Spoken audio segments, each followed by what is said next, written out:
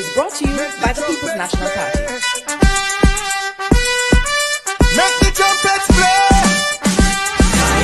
Jamaican people want better. Economy coming like stormy weather. Ancestors are turning on them grave. To get champion, we can do it together.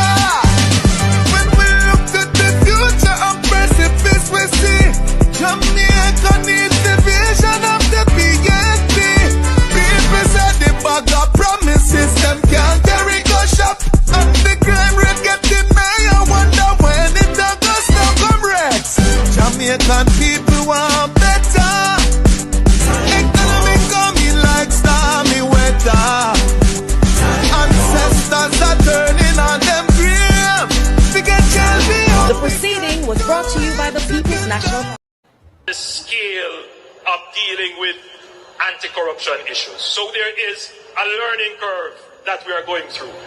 What is important is that the government supports the development of the institution so it can accelerate very quickly on that learning curve and provide the resources so that they can move very quickly on the learning curve, and that the government does not intervene or interfere. And that message goes to the opposition as well. Leave the anti-corruption and policing agencies to do their jobs. So why you come to me with that foolishness, you know? You elect a prime minister, and is a prime minister run the country. It is time we learn to hold our leaders accountable for their actions and stop making excuses for them. Stop making excuses. Otherwise, go elect the people who really run in the country. And I don't want the right side that stupid argument. Hold the people you elect accountable and stop making excuses for them. Hello, welcome. Happy Tuesday. Happy Tuesday to those in television land. Happy Tuesday to our silent supporters. Happy Tuesday to everyone in the chat. Thank you so much for joining us as usual. Remember, guys, when you come in, thumbs up the live, share us out if you can, and if you're new to the channel, please show us some support by subscribing. That will be greatly appreciated. Tonight's topic is Conspiracy to Defraud with your host, Mystic Sensation, which is Baron and Anne-Marie. We should be joined shortly by Melting Pot and Mr. Rattigan. Special shout out to all our channel members and to all the new members. Thank you so much for joining the membership. And to all our moderators, special shout out and blessings to you all. Let me just welcome those in the chat quickly, and then I will hand over to Baron. Doris McCoy, Carla Ebanks, Beverly Patel Cruikshank, Bloomy Coleman, Freedom, Meredith Fernandez, Elmira Smith, Linda McCormack, Gladys Beckford, Laverne, Miss Jamupton, Michael Jackson, Rennie Swaby, Petra, Cecile Phillips, Loy Watson, Sharon Ricketts, Janice Brown, Royal Aman, Devon Fletcher, bless up yourself, welcome. Janice Brown, hope I didn't miss anybody. Bless up, welcome. And Kingsley Anglin, welcome, bless up yourself without any delay, Baron. And over to you. All right. Thank you, honey, for that Daniel Taylor, bless up. Wonderful precursor. Let me just say, umbrella, welcome to all of our subscribers, right? Big thanks to carry us thus far. Really appreciate it. So we are saying big thanks to you. Now, tonight program is going to be, one that focus on deep dive into SSL, right? In a very in-depth way. You remember last week when I spoke about SSL, I asked a very important question. And the important question that I had asked was why they have not charged Mark Croskery. Very, very serious question. Why they have not charged Mark Croskery. Now, Jamaica, let me talk to you and give you a background of where we are going tonight. There's a reason as to why they have not charged Mark Croskery. Because charging Mark Croskery, it is going to connect. Let me tell you what it is going to connect. It is going to connect Jamaica Labour Party personnel, politicians who involve in SSL. It is also going to connect Andrew Holness. Why am I saying this? Now let me say this. And this is why we are going to bring out the evidence. I spent serious time, right? Nights upon nights to definitely research and gather all my evidence. We are going to get back to the Gene and Pantan statement for the reason to establish certain evidence. I personally had interviewed, as a matter of fact, Rattigan and myself, we had interviewed persons who in the inner circle of SSL financial system. And simple means these are the persons who have, critical information as it relates to the operation of SSL from within. I want you to listen to me. It was from that interview we had learned about Daryl Vaz. And as a result of Daryl Vaz managing many accounts in SSL for the Jamaica Labour Party, it was in that interview that we had established that Daryl Vaz took money out of SSL to send his daughter through university. If you notice from when we spoke on it, Daryl Vaz cannot come out and answer because we have another portion of that clip that we held back, waiting on them to come out. If you notice, they are dead silent because they want this to die. So not charging Mark Croskery, they are already prepared to wipe out certain evidence. And let me mention this. Dennis Strong cannot save Andrew Holness. We are going to address that as well. Dennis Strong cannot save Andrew Holness. So the big question into getting to all of this, and you're going to see the evidence that I am going to present, why Mark Croskery ought to be charged. Because indeed, Mark Croskery is the director, the operational director, right, from SSL. Let me ask a question. I'm going to ask a question. And I'm going to show connection as it relates to Mark Croskery, Michael Leachin, yes, Michael Leachin, Andrew Holness, people are bang around tonight, right? And GLP operatives in SSL. Let me say this. All of these GLP operatives in SSL had gotten benefit.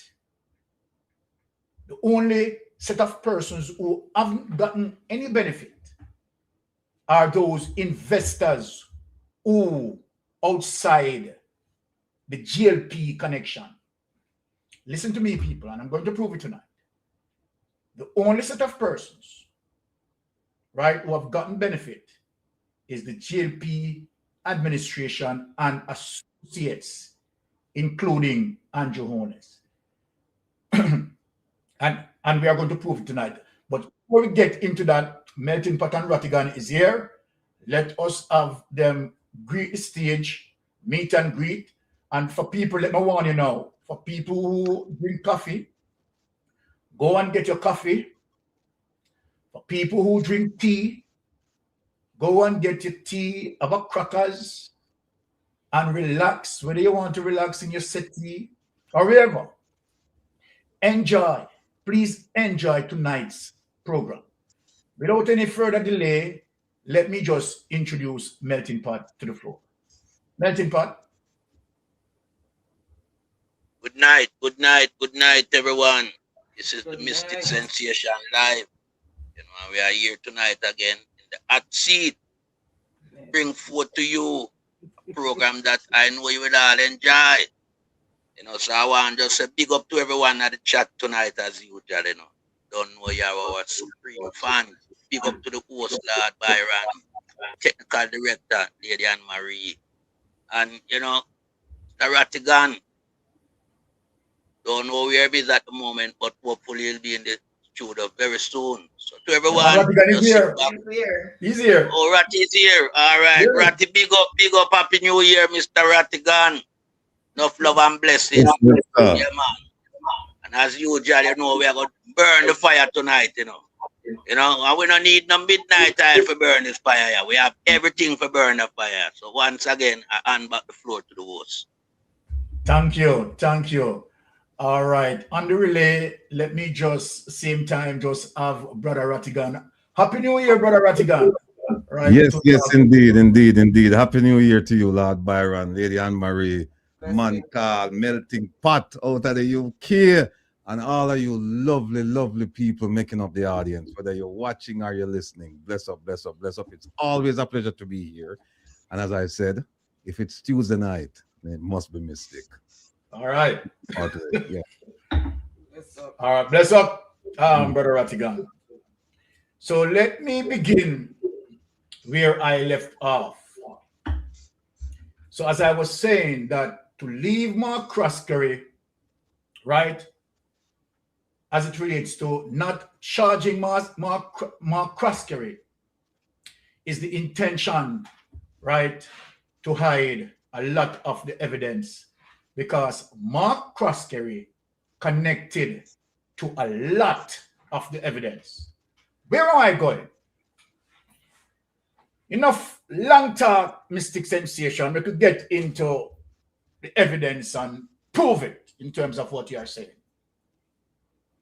Let us ask one question here that everyone seems to be missing. The big question that Mystic Sensation is asking tonight: who was Andrew Holness' wealth advisor in SSL? Very big question. Huge question. Serious question. Critical question. Who was Andrew Holness' wealth advisor in SSL? Who was Daryl Val's wealth advisor in SSL? Why am I asking this question? Because, of course, again, who was Bolt wealth advisor in SSL? You were told, and of course told a lie by Gene and Panton, right, to cover those who are operating, or those who were operating in the background. Now, if you notice, Gene and Panton claim to be Bolt wealth advisor. No, Gene and Panton wasn't Bolt's advisor. Gene and Panton wasn't Andrew Holness' wealth advisor. Gene and Panton wasn't Daryl Val's wealth advisor. Who then was Andrew Holness wealth advisor. The person who was Andrew Holness wealth advisor is the person who ensured that the GLP administration had gotten all their money that they can get as it relates to their investment.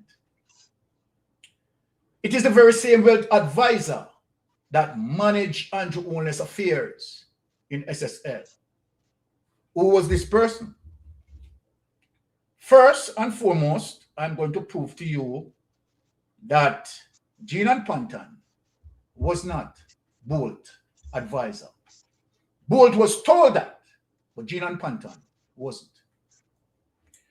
I am going to go back through Gina Panton's statement and show you all the persons who Gina Panton, right, was dealing with, right, as it relates to those persons' portfolio.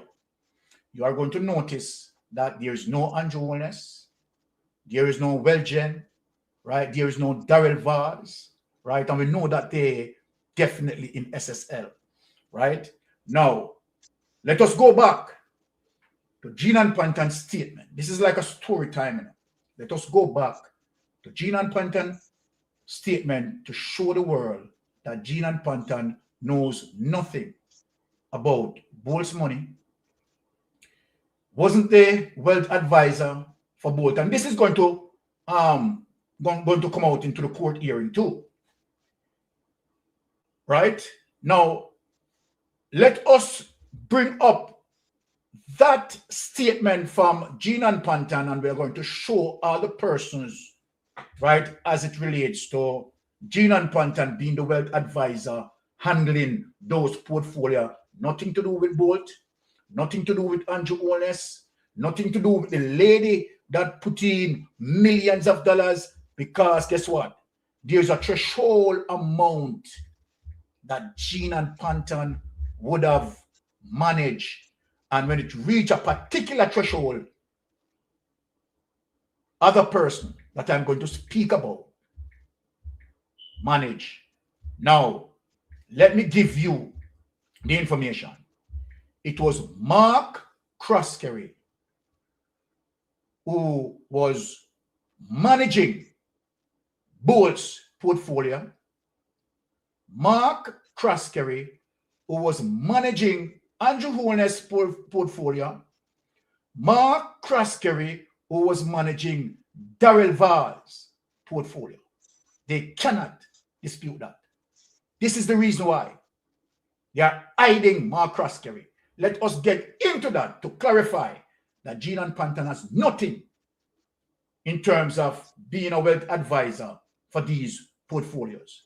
Now, let us go into Gina Panton's statement. We are getting juggling down and showing people, right? And we're going to expose some things here tonight. Let us get to the statement.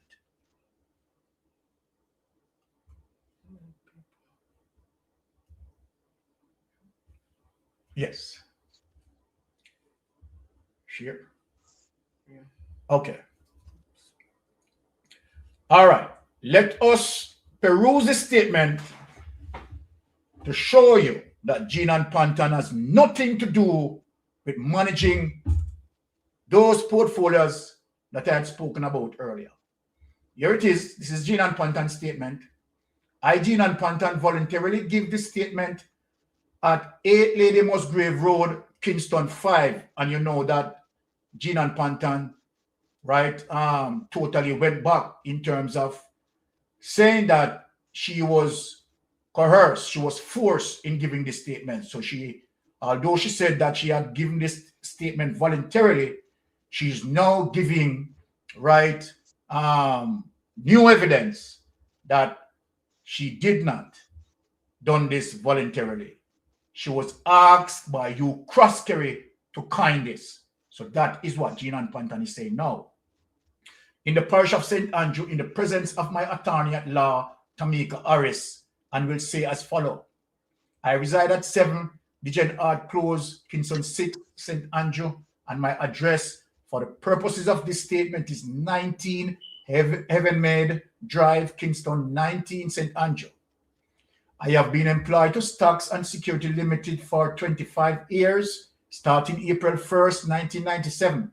I am currently a client relationship manager responsible for dealing with any client issues, and I acted as a wealth advisor. I work in the brokerage arm of the company. In this capacity, I interact with clients, manage their portfolios, assist them with deposits and withdrawals, and provide statements. In and around 2010, my father was diagnosed. I don't need to go back through all of this, right? Because this is a waste of time. We have gone through this already. But let us go to the second document to show you that Gene and Pantan has nothing to do, right, with those persons who I had called out earlier. So we are going to show you all the persons that Gene and Pantan, right, manage their portfolio. Let us get to that second document in showing Jamaica all the persons that Gene and Pantan, right, manage their portfolio as a wealth advisor. So, yes. Yes. So, Andrew Holness, right, is not a part of this. Darrell Vaz is not a part of this, right? And other GLP operatives, right, they are not a part of this. And the lady, you understand, that paid millions of dollars, not a part of this. Now look, Medford Lewis, $45,000 a year. Norman Taylor, $6,500. Marie Clemenston, right, 880,000 Jamaican dollars, right? Virtue and Delma Lovell, 550,000 Jamaican dollars. Maureen Minot, right, $2.5 million, sorry. Delano Coke, 35,000 US dollars. Maxine Welch, 65,000 US dollars. John Howard, $65,623. Janet Howard, $80,100. Ryder Costa, $55,000. Kenneth Chai, $62,000. Norman Peart, $35,000. Althea Downey, right? $9,300,000. Right? Kathleen Roberts, $262,000. Right? Harold Rajaram, Christopher Ramdan, Cyril Chung. Right? No Andrew Holness, no Darrell Vaz, no GLP operative. There is the evidence. Gene and Pantan, simply, and no Wellgen. Right? This is the company that Bolt, right, wired the money through. Right? So none of that, as it relates to the evidence that Gene and Pantan is giving here, proof Gene and Pantan wasn't these people wealth advisor. Take that document away. Now, let me give some people some shocking news. The question, as I asked the question rhetorically, as I answered, who was Andrew Holness, wealth advisor? Of course, none other than Mark Croskery. I am going to show Jamaica, and Jamaica is going to be surprised that Mark Croskery himself worked for a subsidiary of NCB. That subsidiary controlled by Michael Leachin. What was Mark Croskery responsibility as it relates to that NCB subsidiary? Mark Croskery was a wealth advisor. Wealth advisor employed by who? Michael Leachin. Big. A lot of people don't know that. Coming out of the anchor of NCB. Let me go to the evidence. Put up Mark Croskery, right? Reference CV. Show Jamaica people.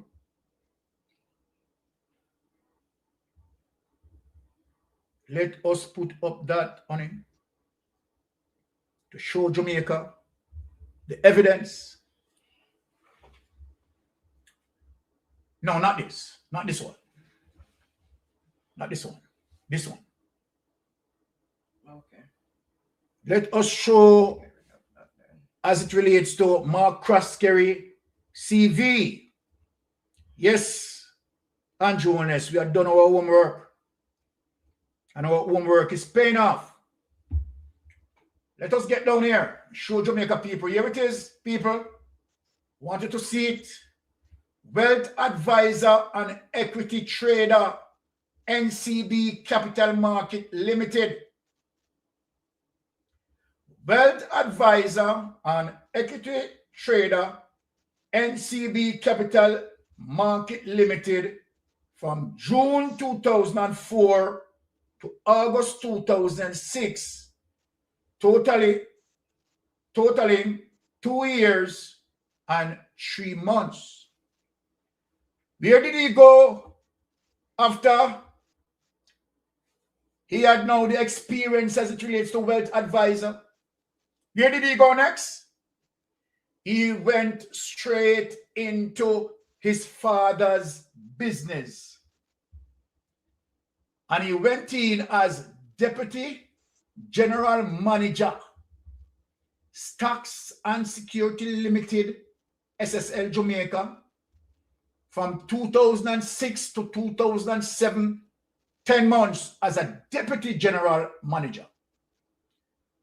This is how quick he had reached now to the helm of the company. President and CEO for the same Stocks and Security Limited, SSL Jamaica, from 2007 to 2018. Obviously, he would have been the person who dealt with Andrew Honest when Andrew Honest went into SSL 2008, and when Andrew Honest opened ADMAT 2008, Mark Croskery was his wealth advisor. Now, look at this now, people. Executive Director, Stocks and Security Barbados Limited, March 2018 to 2019, right? He was still the president for Stocks and Security Limited 2008, up until 2018. Nothing changed, right? He's just exert himself or extend himself to Barbados as their business spread. Executive Director for Stocks and Security Barbados Limited. Now watch this. This is where it gets tricky. The bangarang that happened trying to change his portfolio, right, as it relates to the troubling period that he is chairman and CEO for Croskery Capital Limited. So I ask myself the question, okay, where is Croskery Capital Limited? Now, let me show you the evidence, right?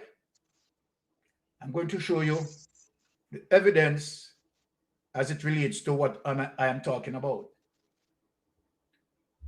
And when I search for it, guess what, Jamaica people? Croskery Capital Limited is just a name that Mark Croskery added, right, to mislead the public. It goes straight back into SSL. Let me show you the evidence. Bring up Croskery Capital Limited. Here, this one. Showing Jamaican people the evidence. And show people who connected with that. And so then this is how they try to show off investigators. So when we check out, right, Croskery Capital Limited, look what we come up with, my people. Cross-Carry Capital Limited. Look for yourself, my Jamaican people. Cross-Carry Capital Limited, led by Mark Cross-Carry, is based in Jamaica. Though its specific office location isn't detailed in snippets, it's connected to the broader financial scene in Kingston, where Mark Cross-Carry previously led Stocks and Security Limited, SSL, and is involved with the island financial markets, often mentioned alongside SSL and Delta Capital Partners. Okay, take that away. Now I'm going to show you, as it relates to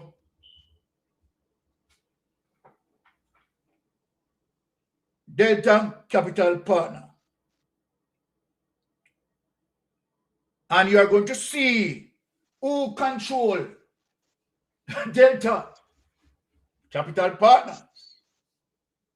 Right? You're going to see how Michael Leachin now wear his ugly head into this, linking with Mark Cross-Carry, who had worked 2 years for him. Now on him now, you understand, running the entire thing behind the scene. Look at this, people. Let us go for this. NC Capital Markets.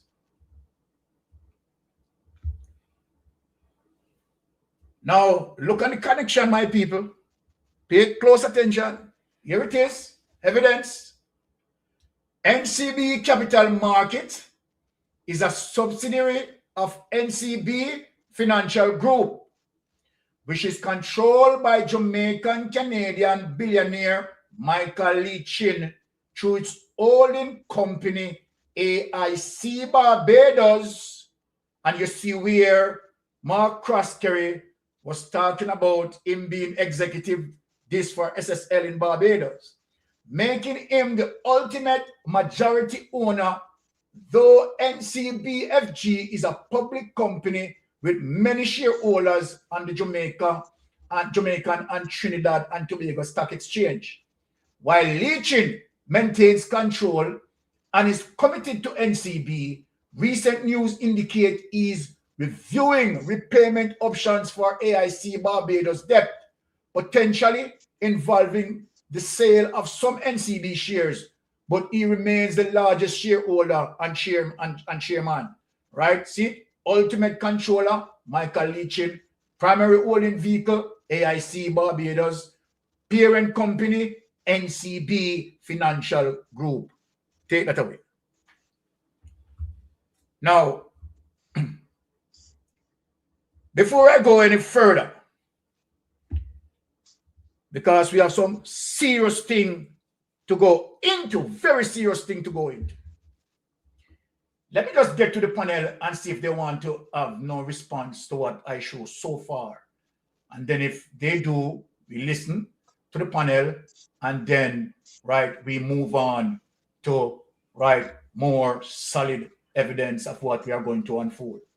Now, let us, Melting Pot, come into the space. Yes, sir, Byron. I mean, everything we showed a while ago indicate how much of a role Mark Cross-Carry have in a SSL, and where him training all, comments from the point to NCB. You understand? But him grow up in the business in such a quick time that him become, in control of a lot of sectors within the SSL. And it carefully shows that him was the man who was collecting the big, investment, not Gene and Pantan. Gene and Pantan was only looking about a little small fry them. God, it seemed like them had certain, amount of investment from certain client from Gene and Pantan. That's how I may have view. But the ring of corruption spread and include even Michael Leachin, yeah, as it relates to even AIC out of Barbados and the linkage we have back, to the whole empire we are run. You understand? So it's a conglomerate of mafias we are look on, yeah. And as we rightly know, Gina and Panta never have nothing to do with certain client, yeah? Like Gent and Andrew Holness and the Vaz, them and the Labour Party account them. Them they're controlled by the croskery because they hide certain things even from Gina and Panta. Gina and Panta have the full scale activity we are going in at SSL. Youngla, look how the little chip on fry them. Yeah. So we know them coerce are into signing where she signed. And that affair, don't fall in everything because that alone shows that she help to collude with them. Because she realized a fraud going, Yeah. So what she should do is recluse herself from, being drawn into this passa. But at the croskery them, a more croskery is a very significant evidence, where them need to get to. I have a lot of things, where it need to share with the investigator. Him himself pose a significant evidence to the whole investigation. So them can't leave him out. You understand? Them cannot leave him out. Based on the background where you just show up, Byron. Yeah, this guy here, I want to tell you, look like him a run it. Him father uncle there as the figurehead. I heal back the floor.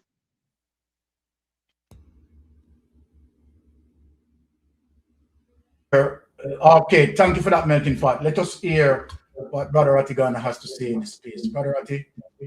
Yeah, my take is a little bit different. My take is that's why I keep telling people that on Tuesday night they need to come around here because two things. One is the teaching aspect of it, and two is the information aspect of it. What you just saw, people, and I'm learning because a lot of the stuff that Mystic is talking about, I didn't know, right? And I'm sure that some of you didn't know. Some of you maybe you did, but a lot. I think I speak for a lot of us when we say we didn't know the connections. And so, for me, this is like a masterclass in proper investigative techniques. And I hope we're taking lessons as to how you make connections, you weave information, or you stitch information, or you put things together, how you connect the dots. That's one. It's the process, how you go about connecting the dots. And the second part of it is the information that is provided. This is how it should be done, people.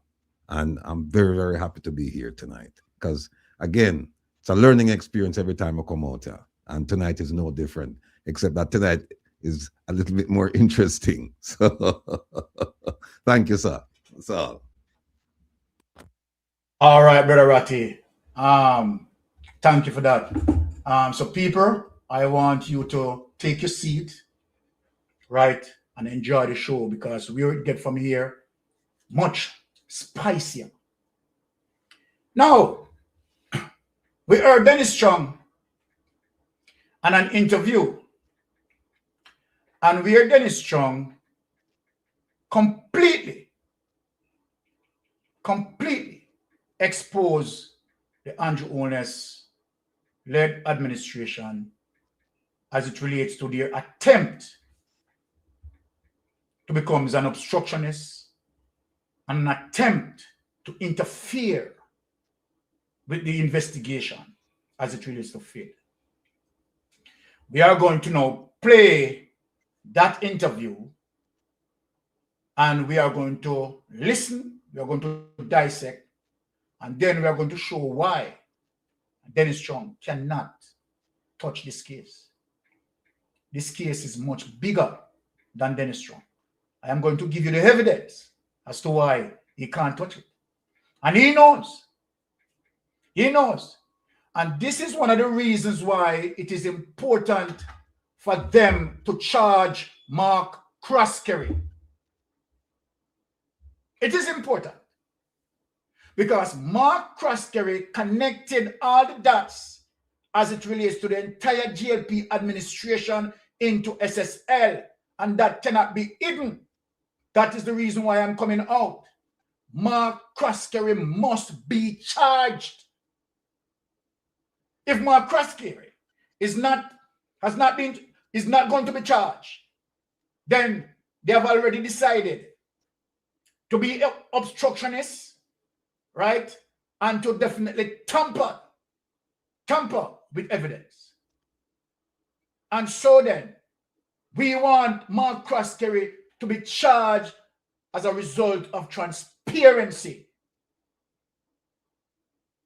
Mark Croskery cannot separate himself from the incident. Mark Croskery was the operational director who collected, who processed Andrew Owner's portfolio, Daryl Vaz's portfolio, GLP operatives portfolio.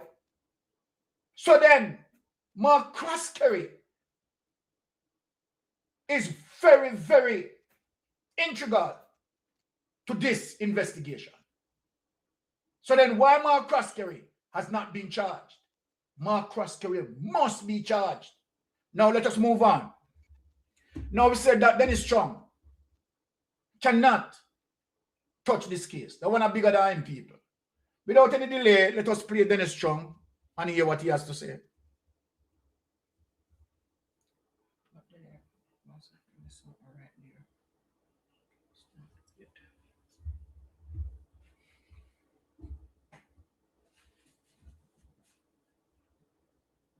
All right, coming up with Dennis Strong.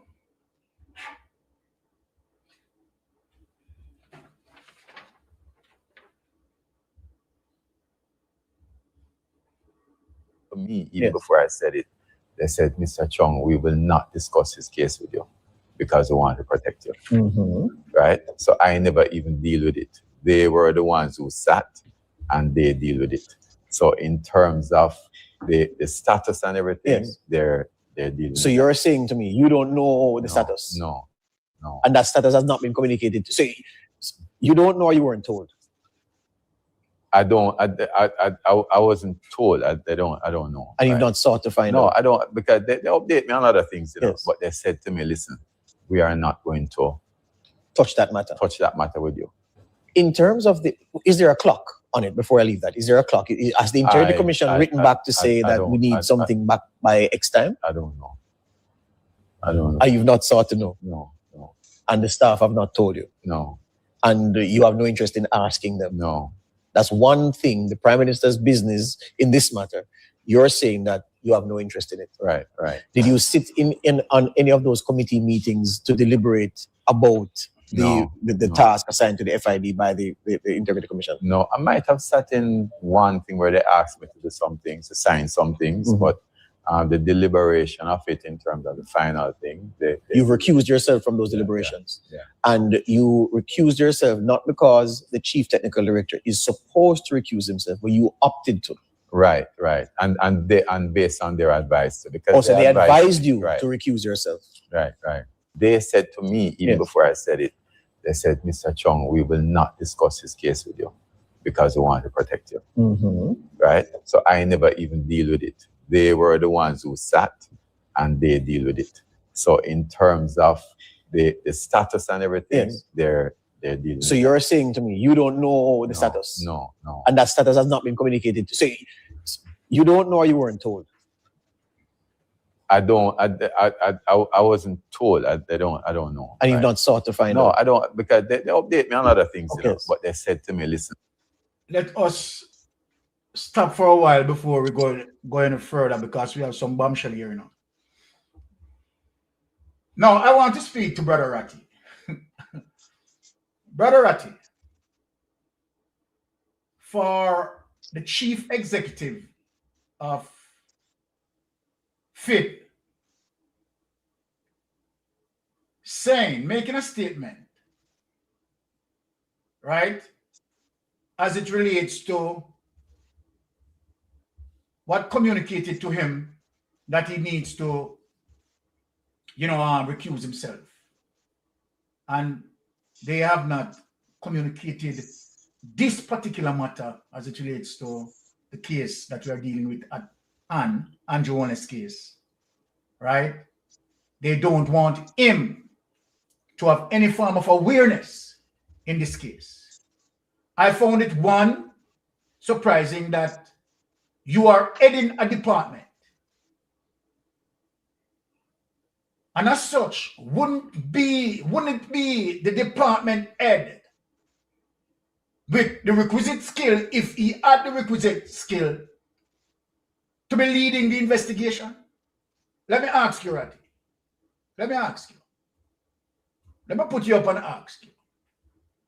For Dennis Strong, because obviously, right, he lacked the competence as it relates to the skill set. But in terms of you being right an FBI supervisor and all of that, and in terms of leading a department and certain investigation, right, that is critical, I would find it surprising that the head of that organization doesn't have an input in that particular investigation. Explain to us, why could that be, Brother Ratty? It's more like, why could it not be? Yes. This is ridiculous. If you believe what Mr. Chung just said, if you take him at face value, just believe what he's saying, then at the very least, it shows that he's highly incompetent for that position. At the very least.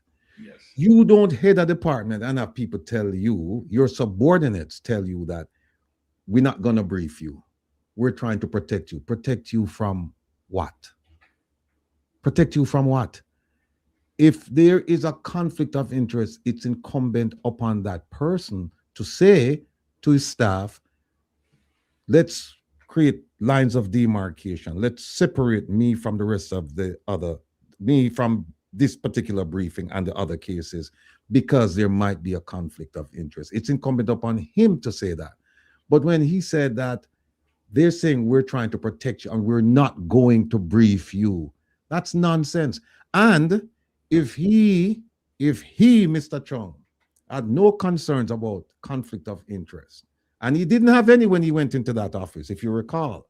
Yes. And why would he seek now to have people remove him? Not him remove himself, but people remove him. Also, remember what he said. They asked him a question. They didn't know or they didn't tell you. And he couldn't answer. He said, well, they didn't tell me, but I didn't know. Then he said, when they asked him about the meetings, remember what he said? He said, yeah, I was in one of the briefings and they asked me to sign some papers. They asked me to sign. What did they ask you to sign concerning this matter? Because they said they're trying to protect you and therefore you would not be exposed to any of this. So what kind of documents did you sign? Did you read what you were signing? Or did they just say sign here and then you sign? This is nonsense of the highest order. And it goes back to the fact that this man is tainted from the beginning. He's sitting there now and he's tainted. And I don't think we can take him at his word.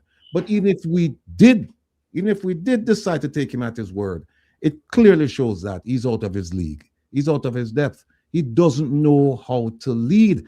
And we're not even getting to the substance yet. We're not touching the substance. We're just talking about his role as a leader. And we're saying that's not how it works, because you asked me about the FBI. If there was a conflict of interest, I would recuse myself. My subordinates would not come to me and say, well, we need to protect you.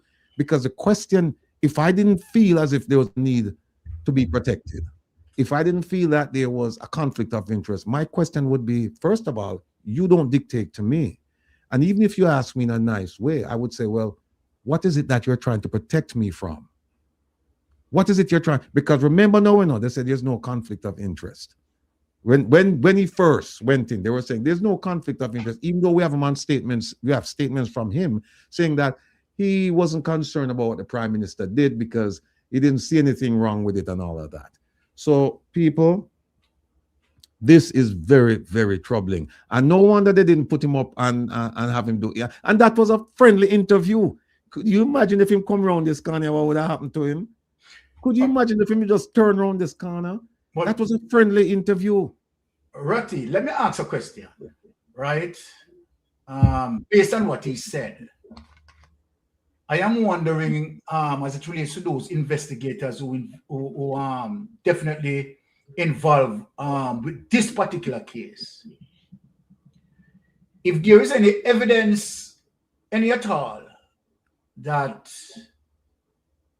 they would have established possibility where the case that they are investigating, Dennis Strong may have provided, I'm just asking the question, may have provided some accounting, right, activities pertaining to the case.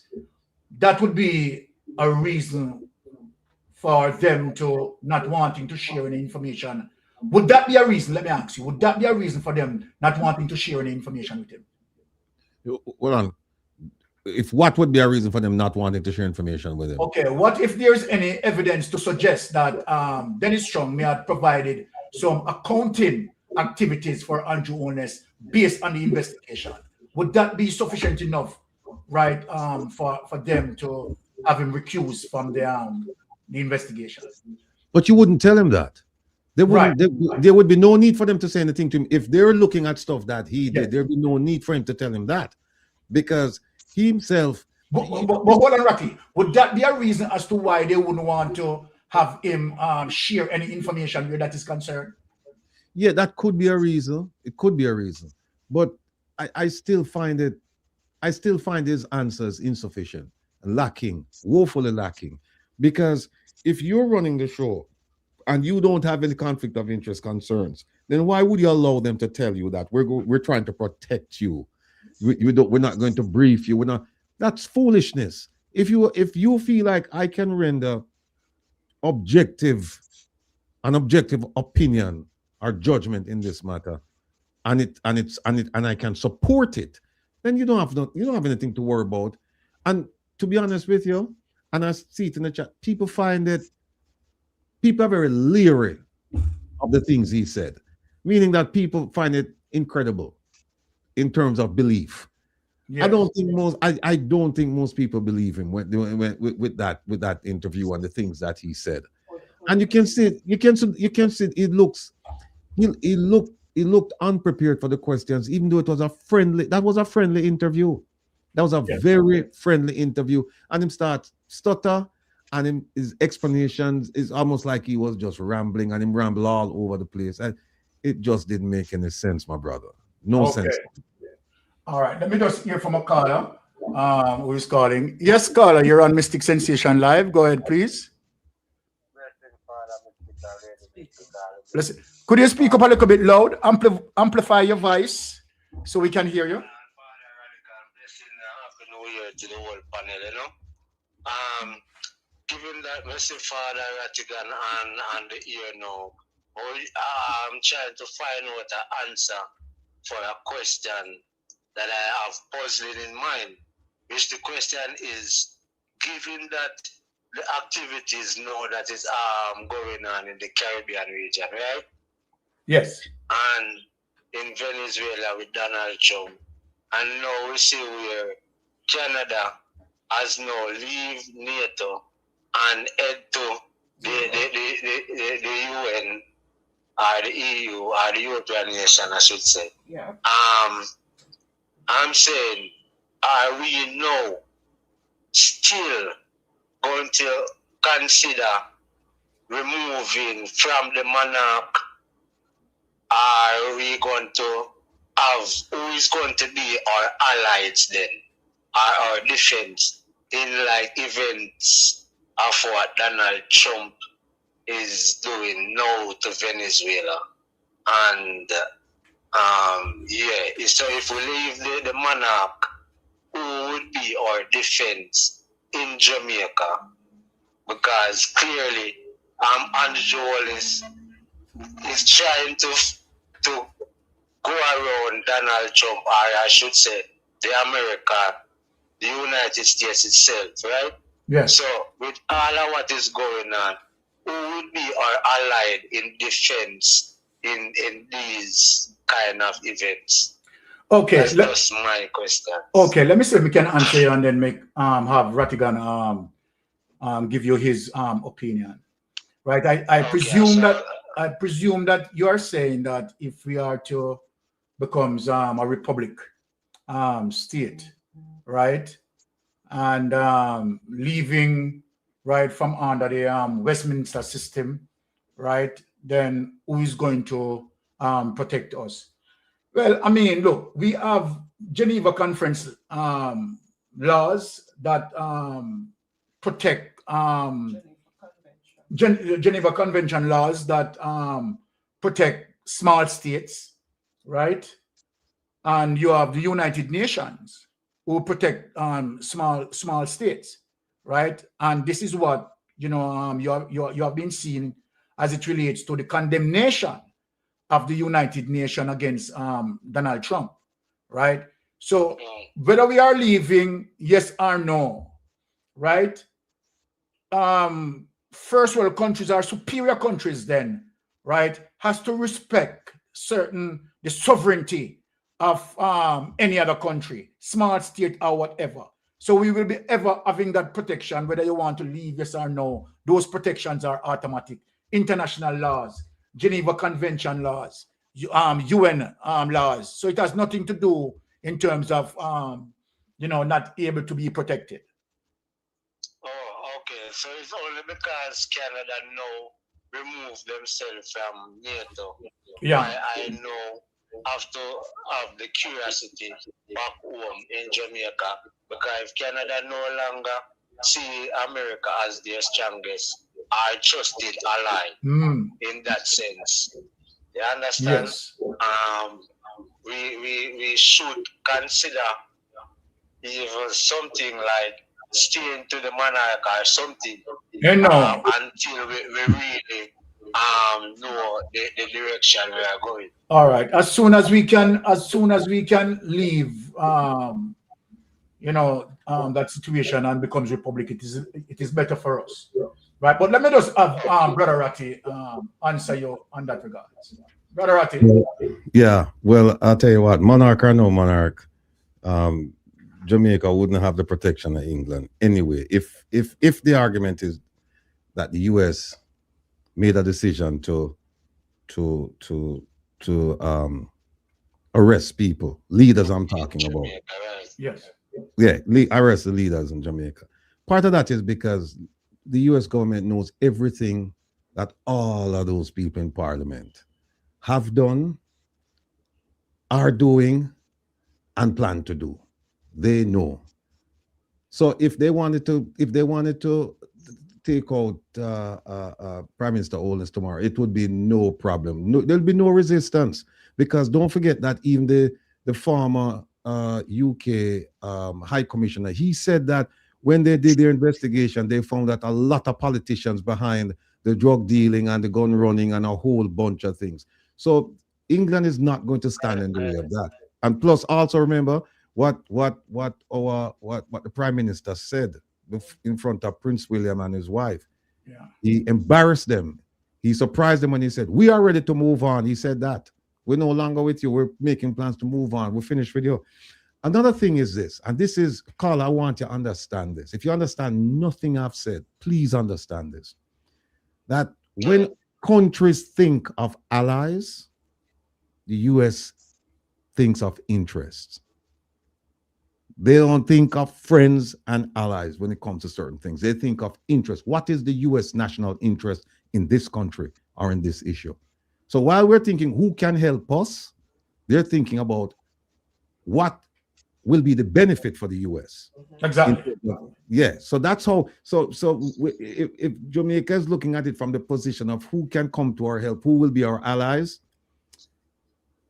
I tell you what, they're going to be disappointed, because the US government doesn't think in terms of allies. They think in terms of interest. What is in the national interest of the US? That's it. So they could have allies until tomorrow. You could have friends until tomorrow. If they're not in a position to benefit the US, they move on.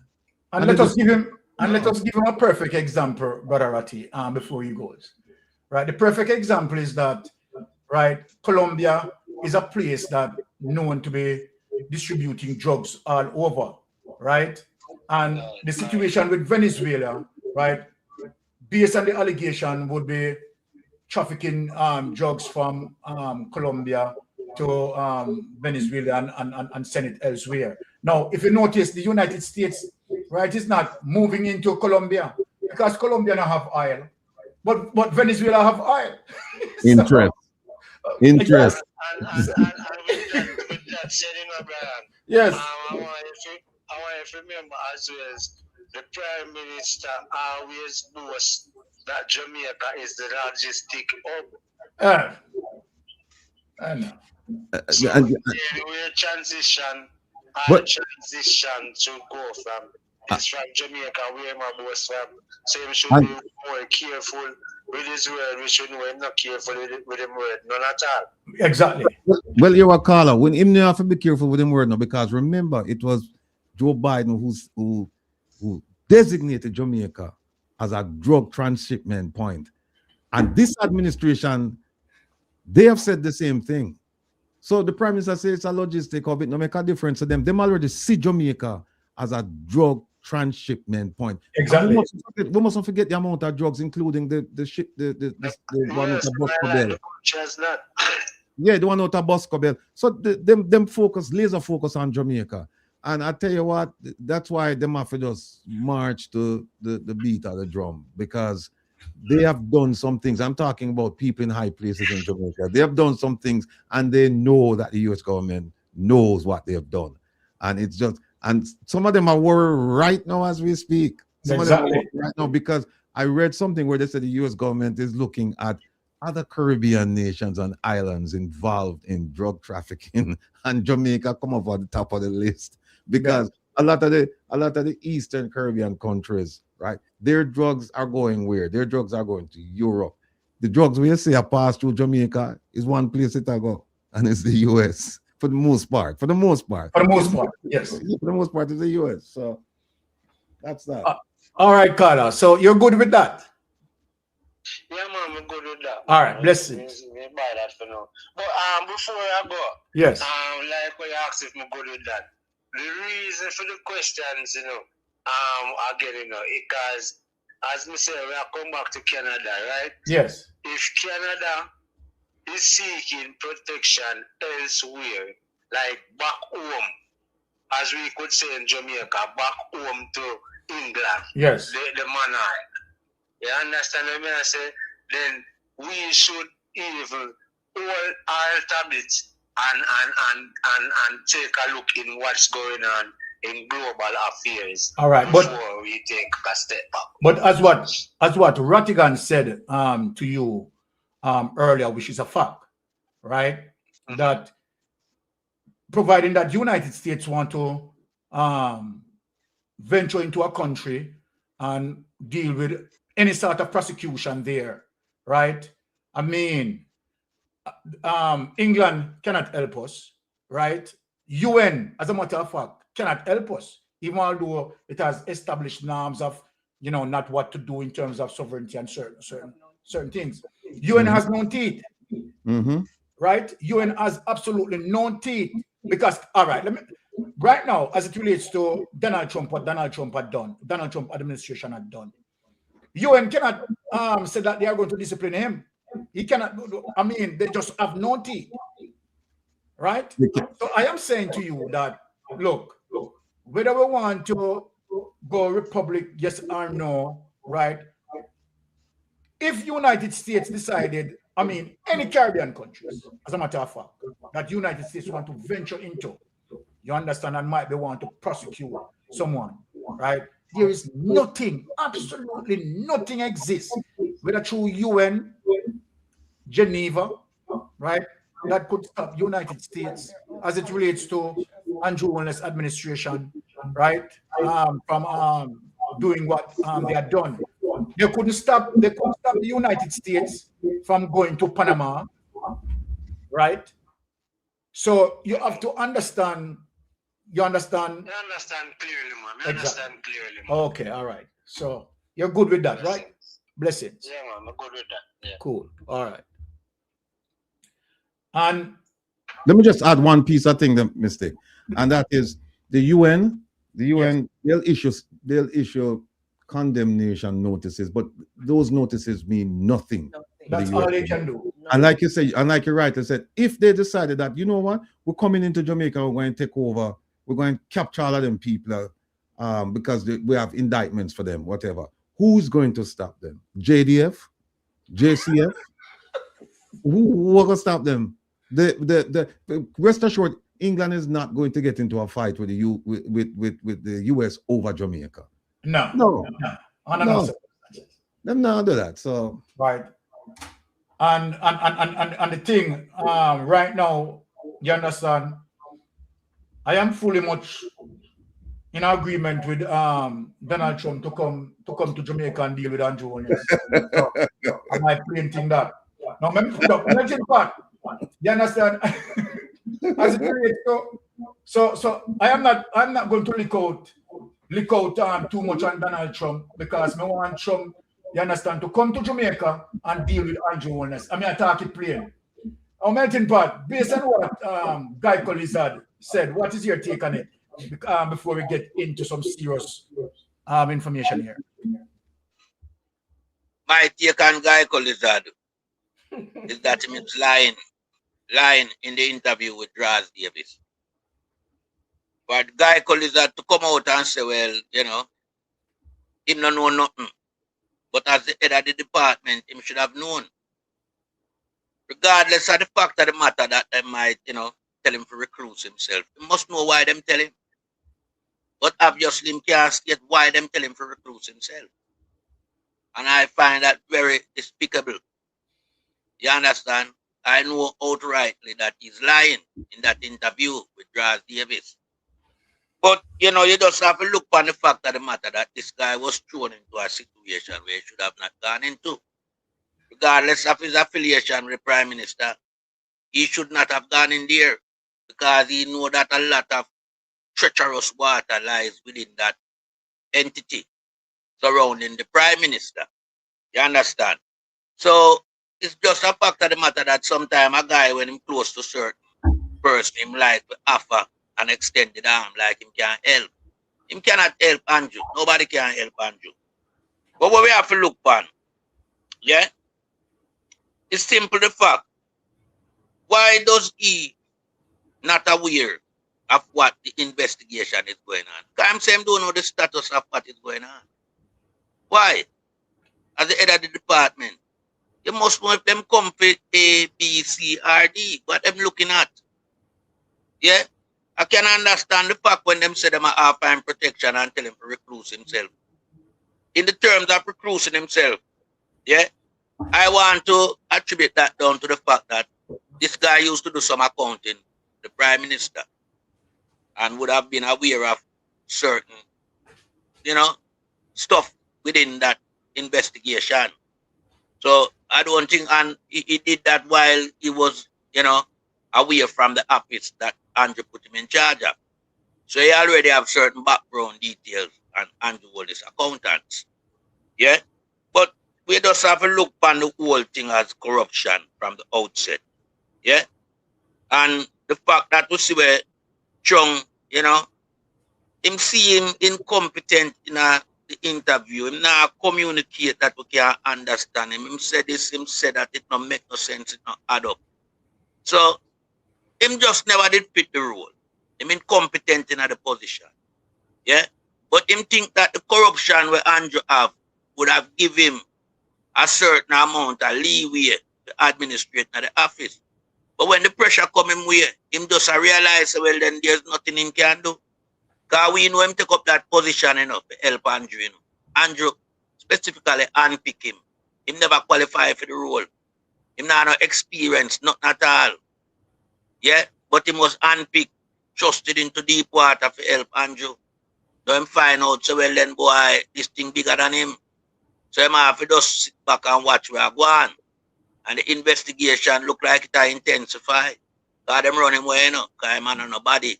Yeah, I would tell him that long time. The people them say him incompetent and weak. And them know from the outset say him was an unpicked choice. But going there to do some cleaning up and mapping up work. When him go in there, him realize him can't change nothing. Because remember, a report is there already, you know.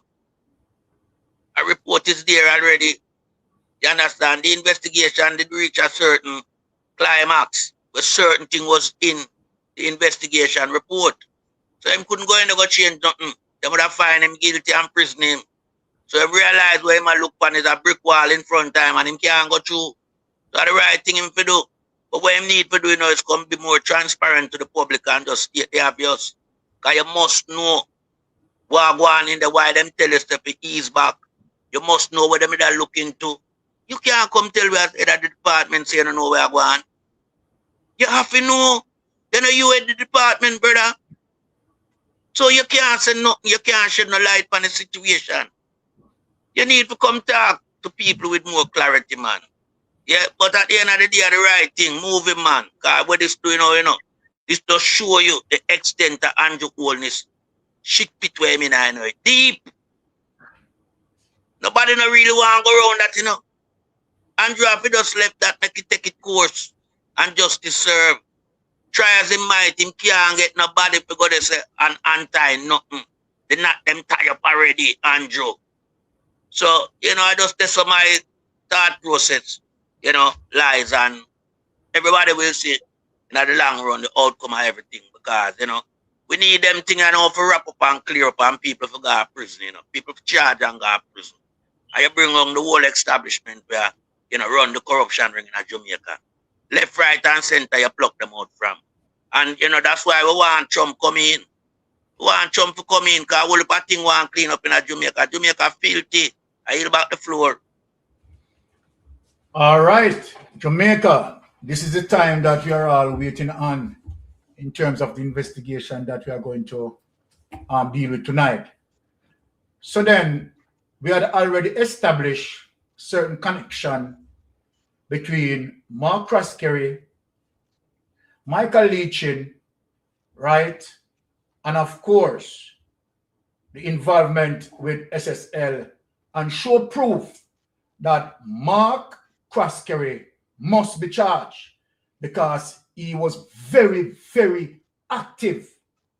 Now, Jamaican people, what we are going to show is to show you how Andrew Holness seriously deceived the Jamaican people as it relates to Ponzi scheme and how much transaction that Andrew Holness had done in SSL.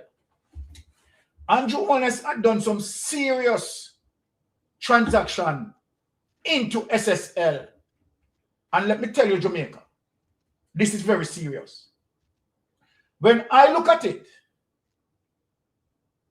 between SSL and JMMB, Andrew Holness have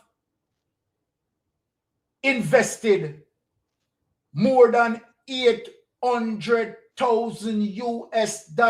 Jamaica people, hear what I'm saying. I'm going to show you the evidence. Let me repeat what I said. Between SSL and JMMB, Andrew Holness invested over $800,000 US. This no normal, people. You hear me I say? This no normal. Andrew, you want to see the evidence where Andrew Holness Ponzi scheme happened from Olint in 2006, Cash Plus in 2007, and SSL in 2008, and where he dumped several cash. You are going to see that up close and personal. Now, let us get into this situation before we get into that. Only bring up Holness and Golden Clash. Before we get into that, Andrew Holness is 100% evil. So we are going to show it. We are going to show it tonight.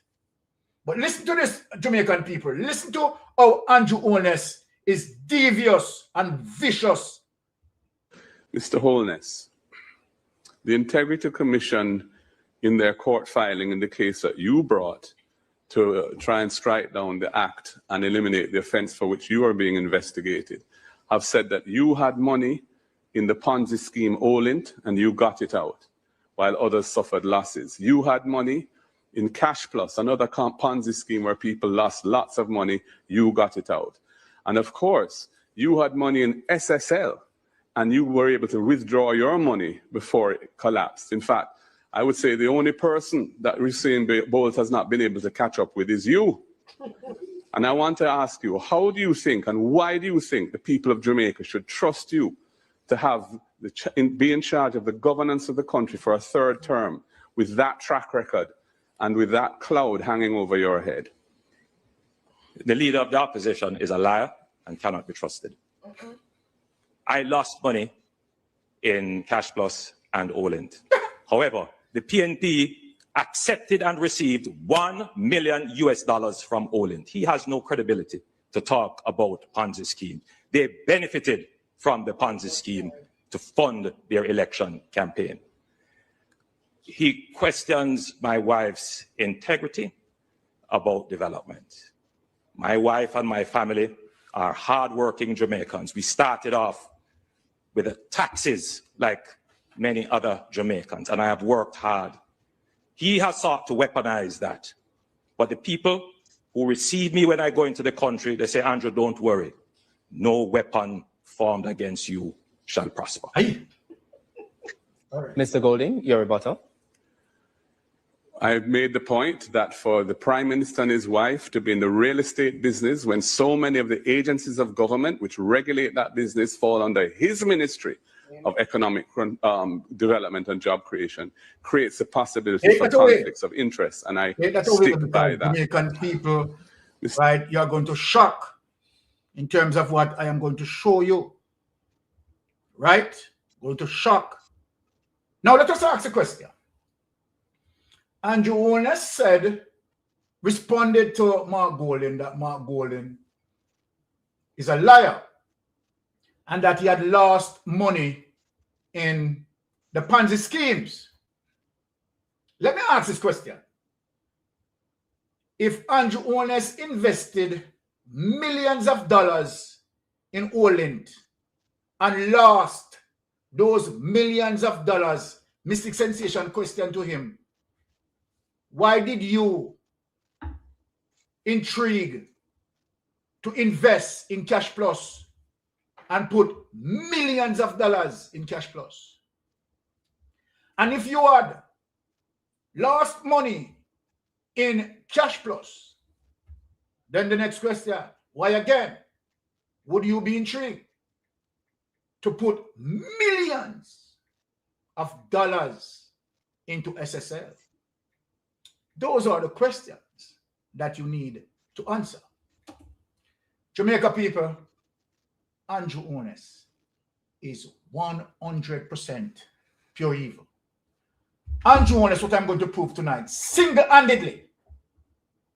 Single-handedly. And let me tell you where I'm going. What we know about SSL today is that SSL was not operating with a business security license. This is big. This is big Jamaica. What we also know today, based on investigation, that SSL wasn't registered, right, as it relates to the Banking Act. This is big. This is big. So this is what I'm asking. Andrew Holness would have known, would or should have known that SSL doesn't have a license. Andrew Holness should have known that SSL has not been registered. Now, let us speak. If Andrew Holness, who should have known, right, and upon knowing these things, invested into a Ponzi scheme that he knows doesn't have a license, Andrew Holness, the Prime Minister of Jamaica, would be aiding and abetting the criminality of defrauding Jamaican investors. Andrew Holness, disinformation of SSL doesn't have a license.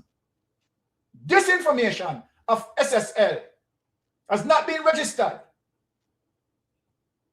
And defrauding people out of their money. I want you to think, Jamaica.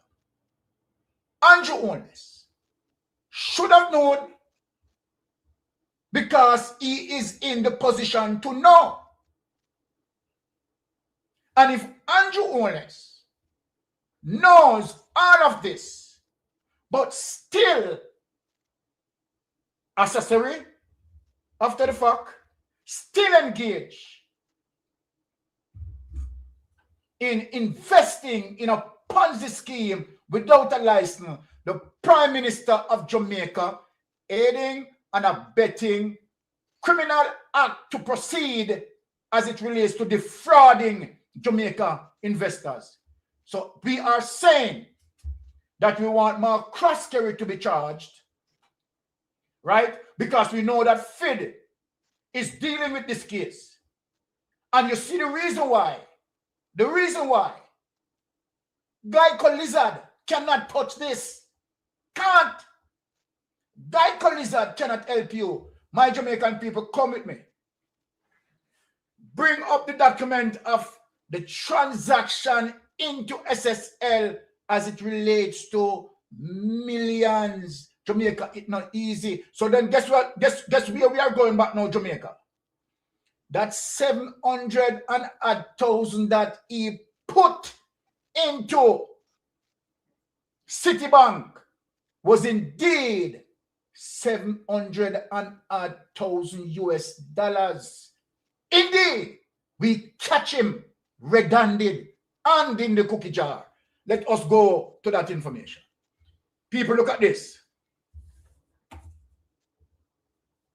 Look at this, people. Yes, that's the document. Yes. Let us share this document. No, not this one. Let us get into that document to show our Jamaican people what is going on here with Andrew Holness. Aiding and abetting. Now, Jamaican people, here it is. All right. What we have up here is a summary at the top. Summary at the top. All of these are the transactions of Andrew Holness, right, doing investment into SSL and JMMB. All of this is the breakdown. So let us go to the summary up at the top that summarizes. Now, if you notice 2008 here, right, where it began his initial sum of investment. But remember, 2006, he was in Orient. 2007, he was in Cash Plus. 2008, look at what Andrew Holness invested. Now, Melting Pot and Brother Rattigan, I want you to write down in terms of what we are going to check here. So at the top here, we have stocks and security. 2008, Andrew Holness invested 108,000 US dollars, $125. 2009, Andrew Holness invested 293,000. Remember, I'm saying losing. Just imagine him lose money in 2008 as according to him, but yet in 2009, him double up that investment, right? Partially triple up that investment. In 2010, here, people, look, he increased that investment into SSL. 2019, final declaration, $136,177. Right? So Melting Pot, right? You can, and Rattigan, you can calculate, this is US dollars as it relates to stocks and security. You can calculate, right, the amount, right, into stocks and security because we are coming back for that data. So Brother Rattigan also calculate that. Now let us move on to JMMB, right? Here it is, JMMB at the top, right? In 2008, just imagine, he's invested in stocks and security, 108 simultaneously, right? In 2008, same year, he had invested $56,000 in JMMB. This is US dollars. Here it is, 2009, 101,000 right? US dollars. 2010 in JMB, $94,000. 2019, 7,347,000. Now let us go to the final invoice. Melting Pot and Brother Ratigan, I want you to add all of this $164,190.63. Also add $394,843.25. Also add $436,286.72, and also add $143,524.13. You will see that this money, right, being accumulated, right, would have gone over 800,000 US dollars, because by me just looking at it, 4 and 1 5 year and 3 8, right, you're gone, right, over that, right?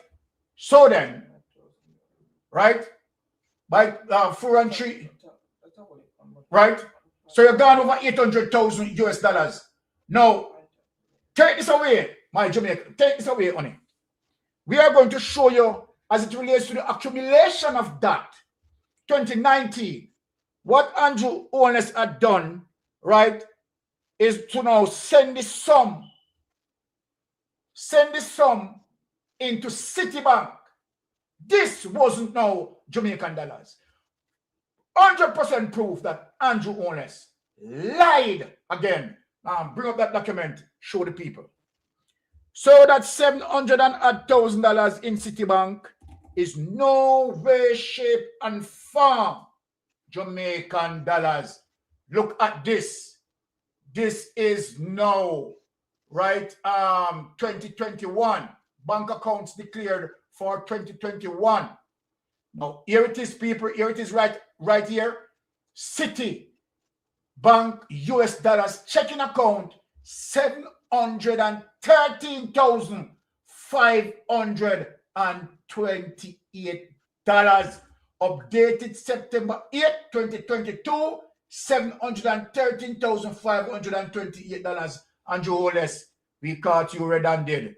This money is no Jamaican money. Indeed, it is US dollars. Now, we have a bigger thing now coming in now. Take that away.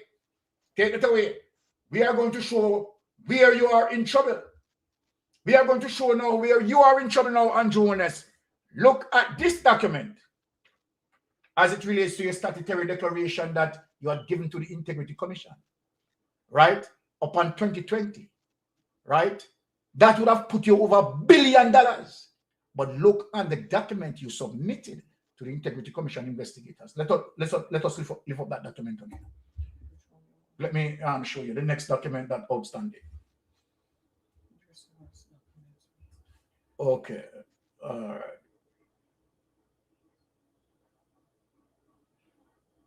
This one. Let me just send it at the bottom. You have it? Are you want me to send it? What's the caption on it? Okay. So me send it back at the bottom. So just pick it up for us. Now, Jamaican people, Andrew Holness cannot miss prison from once him put in at the judiciary. My Jamaican people, Andrew Holness cannot miss prison from once he goes into the judiciary. Let me show you. Let me show you why. Let me show you the evidence. This is the evidence, my Jamaican people. Cannot miss prison. Andrew Holness cannot explain his wealth. If he explains his wealth, he's going to prison. But we are showing Jamaica, as it relates to the public court of opinion, bringing the evidence to you that Andrew Holness outrightly lied. So now we know that Andrew Holness, right, having all of those monies, Andrew Holness, right, having all of those monies, did not tell the Integrity Commission, right, officer, the truth. Right?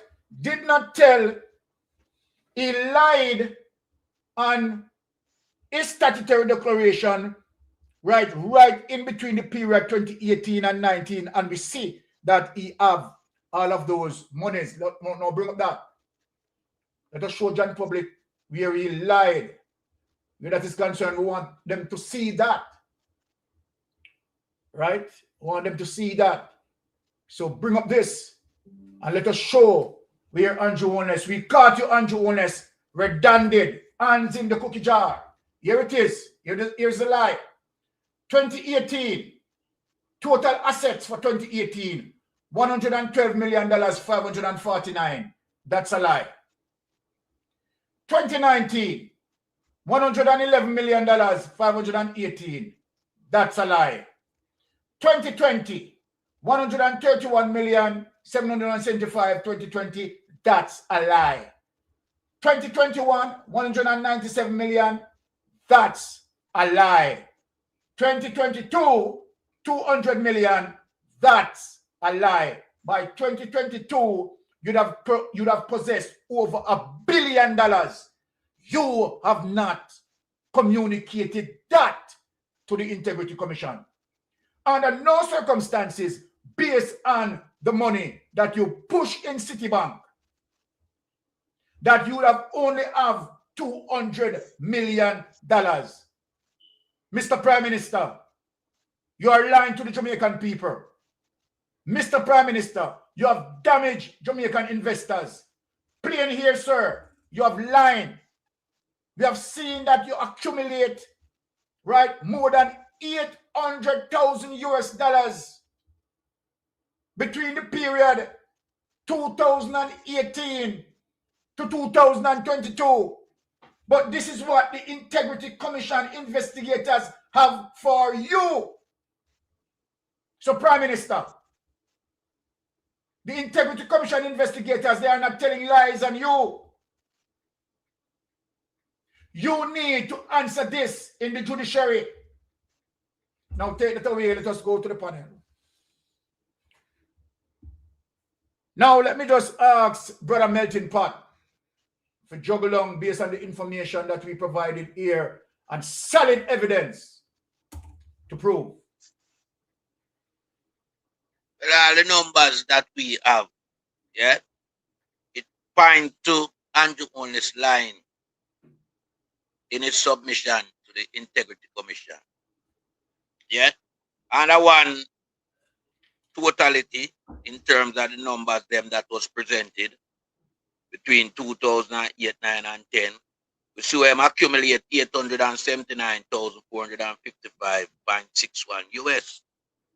And at the next segment, it total 251,767.63 US. And the final one, yeah, is over $1 billion.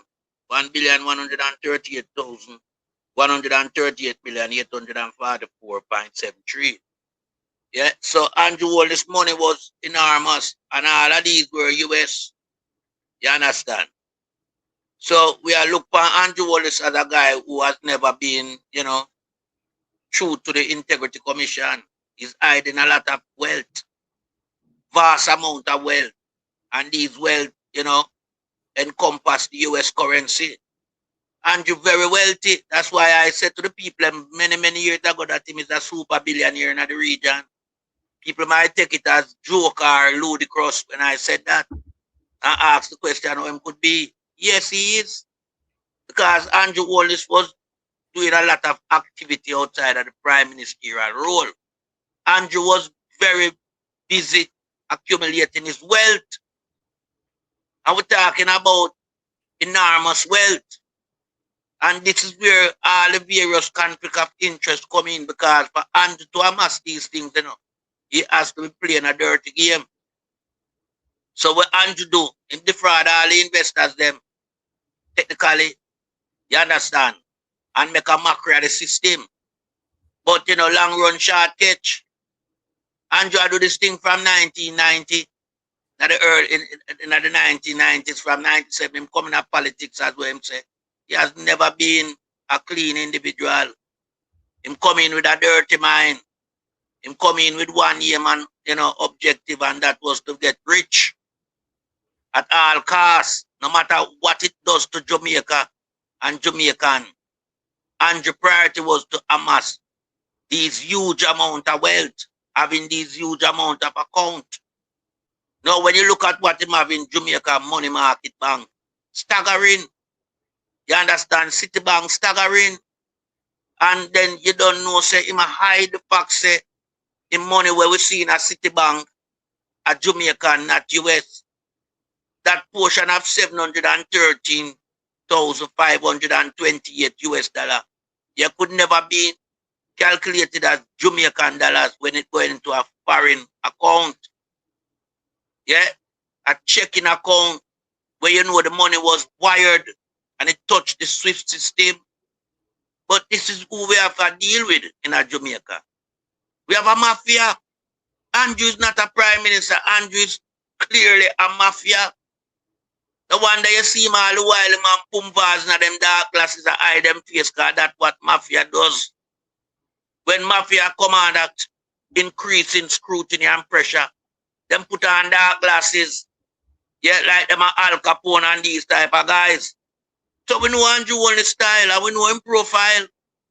Yeah, Andrew will never rise Jamaica as a leader. Him not have that within him. That is not his speciality for rise the country. Andrew only speciality is to get rich till him can't rich no more. Yeah? So we have to just know, so well, then this guy wealth must be confiscated because him amassing wealth through ill-gotten means. You understand? It must be confiscated and returned to where it rightfully belongs. In the public interest, it must go back into the taxpayers' fund to build back the country, to repair the damage we do to the country. Because under no circumstance, you know, Jamaica, with the economy we have, we're not supposed to have Andrew Willis have the amount of money. And him is not a legitimate businessman. All of Andrew business, them, you know, a fraud business. They are fraud business. Even the trucking we have, a fraud business. Yeah, because him and Nigel Clark give away the levy on the backside for that deal, that lucrative deal of having all these amount of trucks being contracted into the workplace by giving away the backside levy. This is where Andrew Holness benefit. So Andrew Holness thing them has been done under corruption scheme, mashing up Jamaica, impoverishing the people of Jamaica, while him alone and his wife becomes wealthy and wealthier. Yeah? Because we know about them construction thing, you know. It's not supposed to happen. When the office, various of those offices that run through the construction entity, they're under his portfolio. We know about the, you know, irregularity as it relates to how them change the planning permission where them get and go against the planning permission because these two people think they are bigger than the law in the country. And they are just, you know, enraged to get wealthier. So we have to ask the question, why Andrew Holness decide to go down this pathway? And why Andrew Holness, yeah, and his wife choose to defraud Jamaica? Because both of them, you know, both of them, you have to put the microscope on size 13 as well. Their ambition is to create a legacy as the wealthiest couple in Jamaica. But we have to make sure now so we bring that to an end. Yeah, and the money, you confiscate it from them. All this wealth what we know them not supposed to have. Confiscate it from them, put them in prison, and put it back in the taxpayers' coffers. I yield back the floor. All right. Now let us hear what Brother Rattigan take on this matter, Brother Ratti. All right. Again, my take is a little bit different because what you gentlemen have said, I can't improve upon. So I have to, yeah, because I mean, you've said it all. So I'm looking at it from a different angle. Here's the angle. The Prime Minister has said on numerous occasions, and he said it in the tape that you played. He said what? No weapon that is formed against me shall prosper. Oh, yes. No, given everything that you have just accounted for, the huge sums of money. Let's put it in context.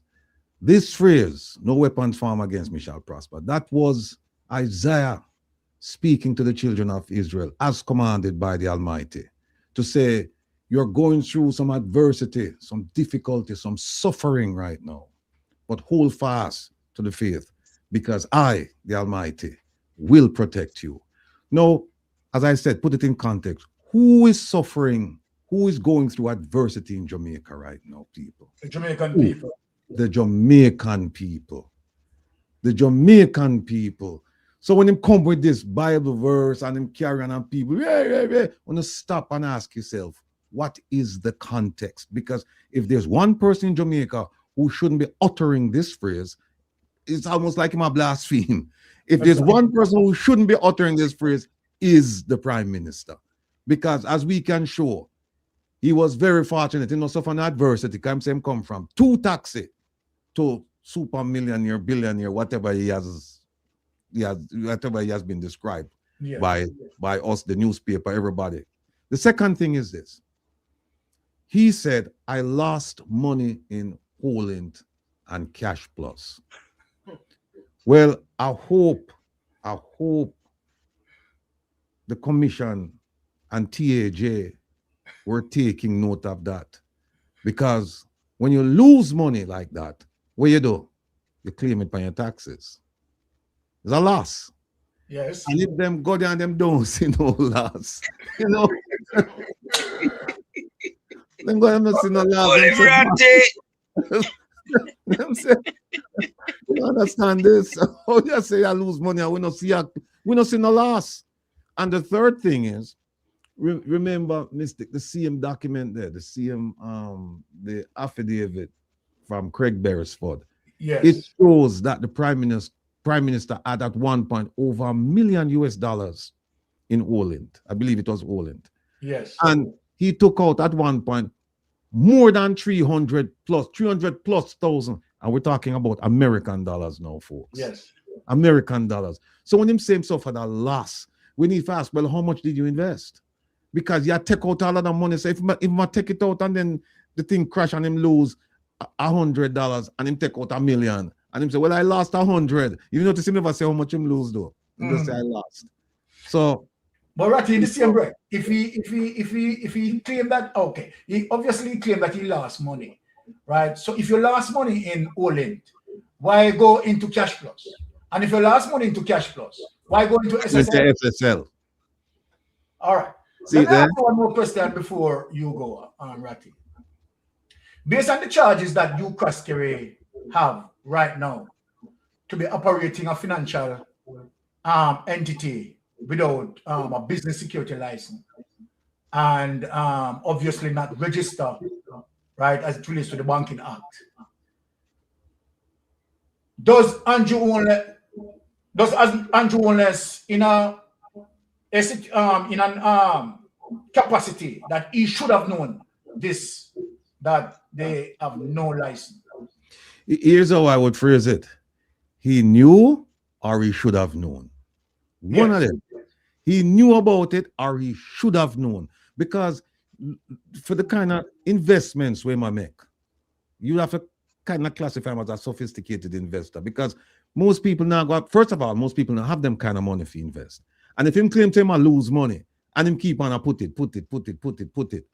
Obviously, and the thing about it is that from what we can say, him so fortunate that he might get out money just before everything crash, he might get out money.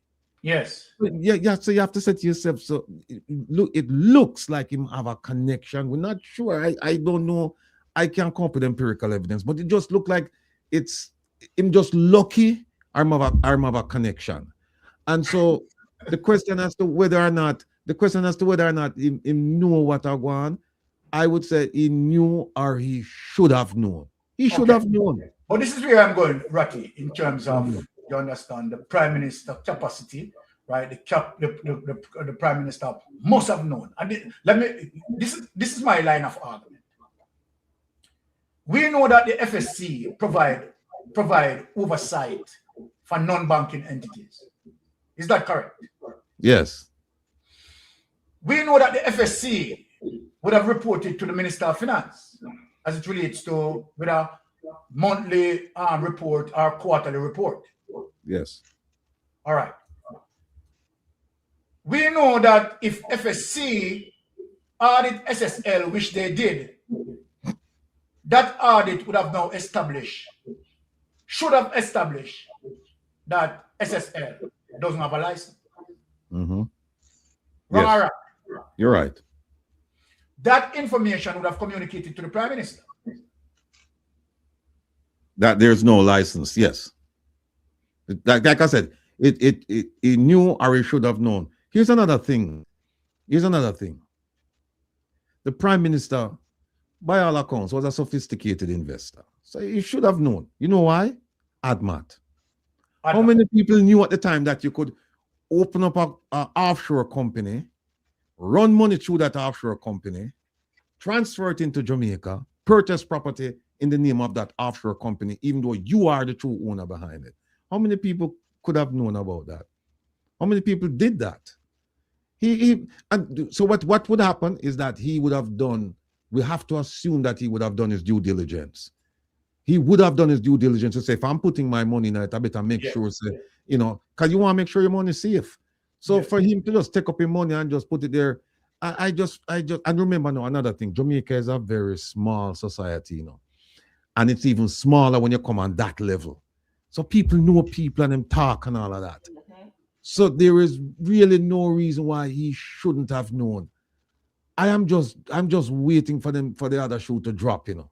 I'm waiting for the other shoe to drop against the Prime Minister, you know, because we haven't seen, I don't think we've seen all the charges, and there might be some outside charges, because if the State Department and others are involved in this, one of the questions I am sure they're going to ask, one of the questions I would make sure to get my 2 cents in, to fight my way to make sure that them ask, is the role of the Prime Minister in all of this. The role of the Prime Minister. How he managed to get money in and money out and unscaled. And look at when him take out the money out of SSL. Him take it out when he COVID. During the COVID period. COVID had ravaged the island and everything shut down. Yes. Everything shut down. Except in a Feme constituency, have green they would have Green Emerald still open. The wholesale place. But all the corner shops them shut down, but Green Emerald still open. And people in them constituency no forget that. And when them have the re-election, when them have the do-over election, I hope them don't forget that either. That everything shut down except Green Emerald. And he is his business partner. The one who was involved in Westcon, you know him name, man. He was involved. There was some connection between that man and Green Emerald. So, and by the way, Green Emerald is the company that the Prime Minister's media company did work for. And then the Prime Minister media company borrowed millions from Green Emerald. People don't forget. Remember that. Yeah. Yeah. So, the next thing is that the Jamaica Labour Party administration, right, aided SSL to get onto the Jamaica Stock Exchange, right? Now, how would Jamaica Stock SSL was able to get on Jamaica Stock Exchange without not having a license, a security business license, and does not register? How would they able to do that? Connections, because that's illegal. How your trader ain't have a license? Your trade partner ain't have a license. That and I tell you what, you go try it and see what happens. You go try it, Mystic, and see what happens. Melting Pot, you try it. Try go pan, but you go from my company and say you go pan Jamaica Stock Exchange. I don't have no license, but you go trade and see what happens. Try it. So then, as it relates to mens rea, intent, and of course actus reus, if we come to the conclusion that the Prime Minister no, then automatically, Ratty, would you say that the Prime Minister either not bet, right, this institution to defraud the Jamaican people? Would you say that? If we come to the conclusion, like you said, if we get to that point, then it would be a fear. It would be fear, and it could be charged for that. Yeah. If we have all we need to do is, I think here's what I think. I think that there is sufficient information there to cause concern, to interview the Prime Minister and make him say what him know. I think there's enough there. This is not something we kind of sweep under the rug and say, well, we don't think you know it, we don't have the evidence, we don't have any facts. And we have plenty of facts. And the facts are pointing in one direction. And you know what them call that? Clue. That's what them call it. Them call it a clue. Yeah. And what you do with clue? You follow up on clue. Exactly. You follow up. And we already have statements we're making, which we know some of the statements and they're not true. We have statements from the affidavit. We have that. We have some of the information we provide to the commission. We have that. And some of those statements, even the Integrity Commission kind of look at it and say, cross-eyed and say, no, this don't make any sense. Yes. This don't make no sense. It's just like the $700 and something $700,000 in the US account. Yes, Citibank. That where I hear that it's Jamaican dollars, something like that. Right? Come on, Mr. Prime Minister, man. Come on, man. No weapon form against you shall prosper. No weapon form against Jamaican people. And when I say no weapon, you them at talk about. You them at talk about. But you know, God on time, man. God on time. All right, because bring Melting Pot into the scene. Melting Pot, what say you on the stick? Well, I have a different pathway in this investigation. Because Ratty just speak about the Prime Minister. I want to extend it beyond the Prime Minister in regards to this license where SSL have, where it's not valid. You understand? Guys, that them not have no license. Let us look at the governor for the Bank of Jamaica, Keith Duncan. Wow, big. Let us focus on this individual. Because this individual, preside over all bank in Jamaica, commercial, and him also have certain, powers and non-regulating bank as well. One of the fundamental key aspects is the fact that SSL do have a license to trade US dollars, but a lot of US dollars was running through SSL. That's what we So we are asked, the governor of the Bank of Jamaica, come and tell Jamaica, come and tell the public of Jamaica what you know about this Ponzi scheme ring. Because you have to know that SSL not a regulatory license to operate, SSL don't depend on a back street, it depend on a popular main road. Everybody pass it, go up a Constant Spring, go pay them tax. Pass it, come off of the hill where them live. They must know about SSL. It must strike a card. You pass there, you see this big, newly established entity. You must be curious. You understand? And everybody know what kind of business them do over SSL. Someone want to ask Mr. Keith Duncan if him never know so them not no license. The Prime Minister, I want to also ask you the question. Didn't you know that SSL do have no license? And SSL no register and them no regulated. And how them get onto the stock exchange market? So a whole heap of players there behind this, That's why we have to expand and look on people who surround the whole corruption. I mentioned, correct that, not Keith Duncan, is Richard Biles. Richard Biles, yes. Richard Biles, right. Yeah. We have to ask the question, We have to ask the question as it relates to that individual in charge of the Bank of Jamaica. Because under no circumstance, them can't miss that, Because SSL went onto the stock exchange market. Them are Anglo-US currency. But them not regulated, them not have no license to do that. And them must know that. The Prime Minister know as well. So there's a set of people where I play this game over and over in Jamaica. And them a get away with it for a long time. But the advent of social media and the platform them now, yeah, we have broke the code, you know. And we have broke the code.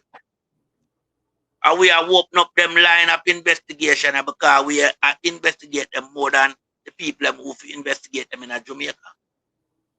So you find out, say now, them are going to find out, say, you know, them belly hollow. Them belly get hollow now. Because under no circumstance, much money cannot change and through an entity, but it's not regulated. So a lot of people know about it, the big players them know about it. The amount of money, US dollar, Jamaican dollar, we are run through this. I pay big people with big shot, briefcase full of money. I participate in it. So, Bank of Jamaica must know, Prime Minister must know, Minister of Finance must know, everybody in the big circle, FSC, they must know. Because the FSC responsible, right, to provide oversight for non-banking entities, while DOJ provide oversight, right, and banking commercial, yeah, should provide some level of oversight as well to the non-banking sector as well, because all of these reports, you understand, must send at some point in time to BOJ. So you're must right, go to BOJ. Yes. Must go to BOJ. You understand? Have to go to BOJ. So no matter where you hear them come talk. Because I remember a lot of people when SSL scandal bust out, you know. They might draw with themselves, you know. Prime Minister was one such individual, a distant himself. You cross the start, distant himself too. Everybody a distance themselves. So it shows Jamaican people say, you know, them realize so them get busted and them know them in a serious trouble from there and then. Nigel Clark run away left the country, you know. Him run away. Kraska did leave one at a time. Him crawl back in. When the heat was on, Kraska did leave, you know. Yeah. Kraska did leave and him return back. You understand? So I don't like them not know so them commit serious fraud in a Jamaica. Them know, all of them know. Andrew know. But Andrew that Hope said could have got through and detected and, you know, everything good. But you can't crash a scheme like that with so much money gone down the drain and it remain a secret. It would have to come out. Simple fact of the matter that, you know, certain people with international fame, now I call them name again, was involved. You understand? The old lady with her 60 million, she would have to come out. I remember she not young again and can't work. Even if she did young and can't work, you know. 60 million is a vast amount of money. So, you know, it couldn't remain a secret. It couldn't kept in the dark. It would have to come out. So may I ask a question to Jamaican people. Why the Prime Minister loves so much investment? Why am I always going at these Ponzi scheme? But him talk say him losing a cash plus and all in, but him continue to invest. Why the Prime Minister like his activity? The Prime Minister is an outright criminal. He's a 5-star criminal we have in a Jamaica run the place. This guy not have no business for run Jamaica, you know. No, him not no business. Because if we continue with Andrew Wallace, Jamaica not exist. Nobody no want to hear the name Jamaica. So we have to move him, man. This guy him participate in a too much corruption ring. Yeah, him a criminal, him the Prime Minister.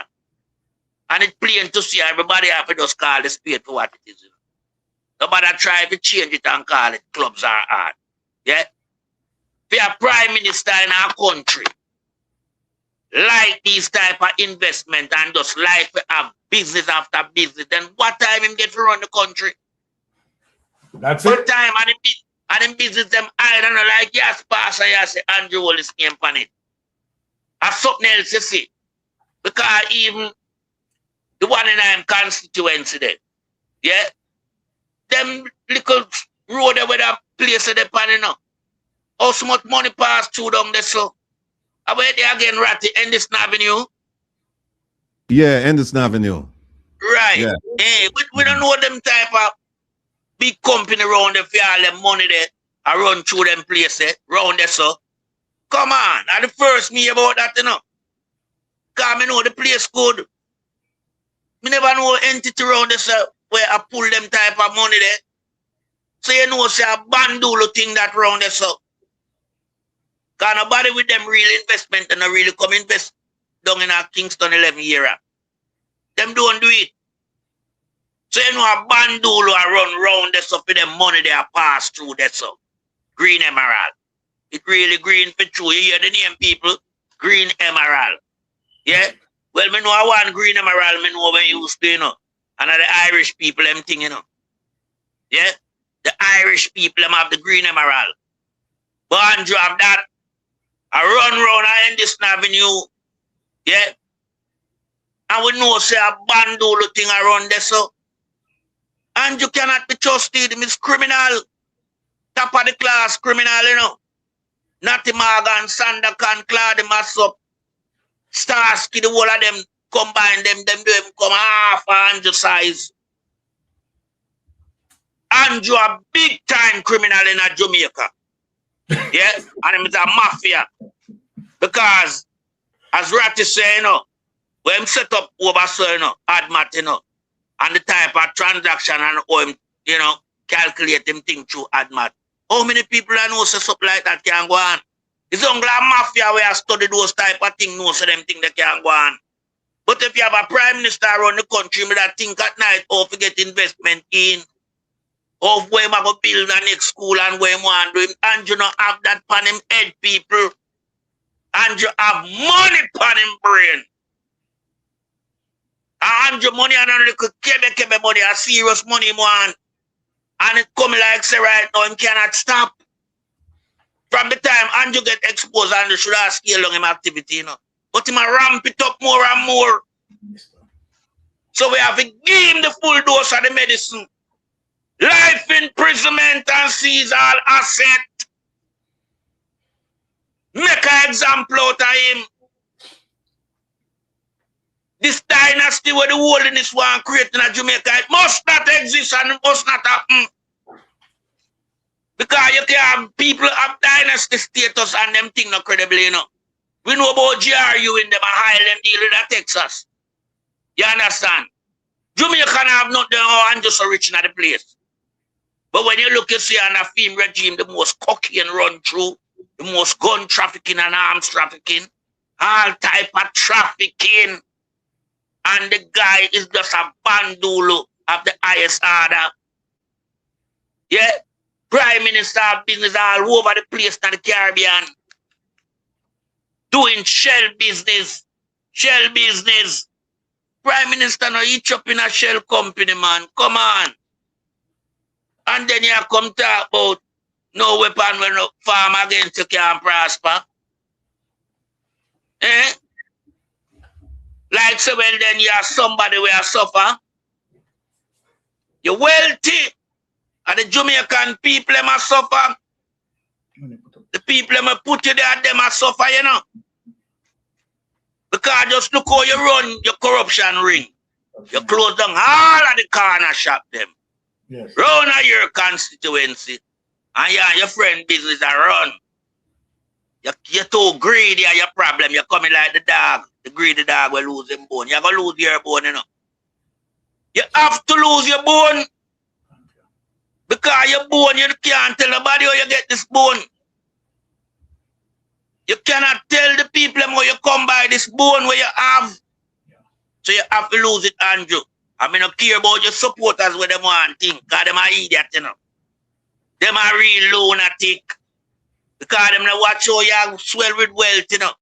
I know them are shrinking a poverty, you know, where you did promise them, you know. You did promise them prosperity, but them are sink in a poverty. Because that you really did promise them because we know you're a guy who do reverse psychology. If you promise the people them prosperity, we know what poverty it means. We know that. You promise them big house, we know say a container thing you want to give them and sometime in some case you don't give them nothing. We know everything what you do. Because your thing, we just listen you when you talk and just flip it the next way and we know what the result that. Remember, you promised the people them cheaper electricity, you know. Under your administration of the ICE, Jamaica have a pay for electricity. And I want to have the two big power company where I come at Jamaica and the two foreign entity, the Japan and the Korean. Me don't know. But that's so it seemed to me, because now I can't see the energy company come at Jamaica yet. Me going to see two investors come, so then you call it big power company. Well, me don't know, but me just ask the question. But Jamaican people now have to wise up to this guy. This guy sit down pound of money. Jamaica could have far advanced now. Me tell people that over and over.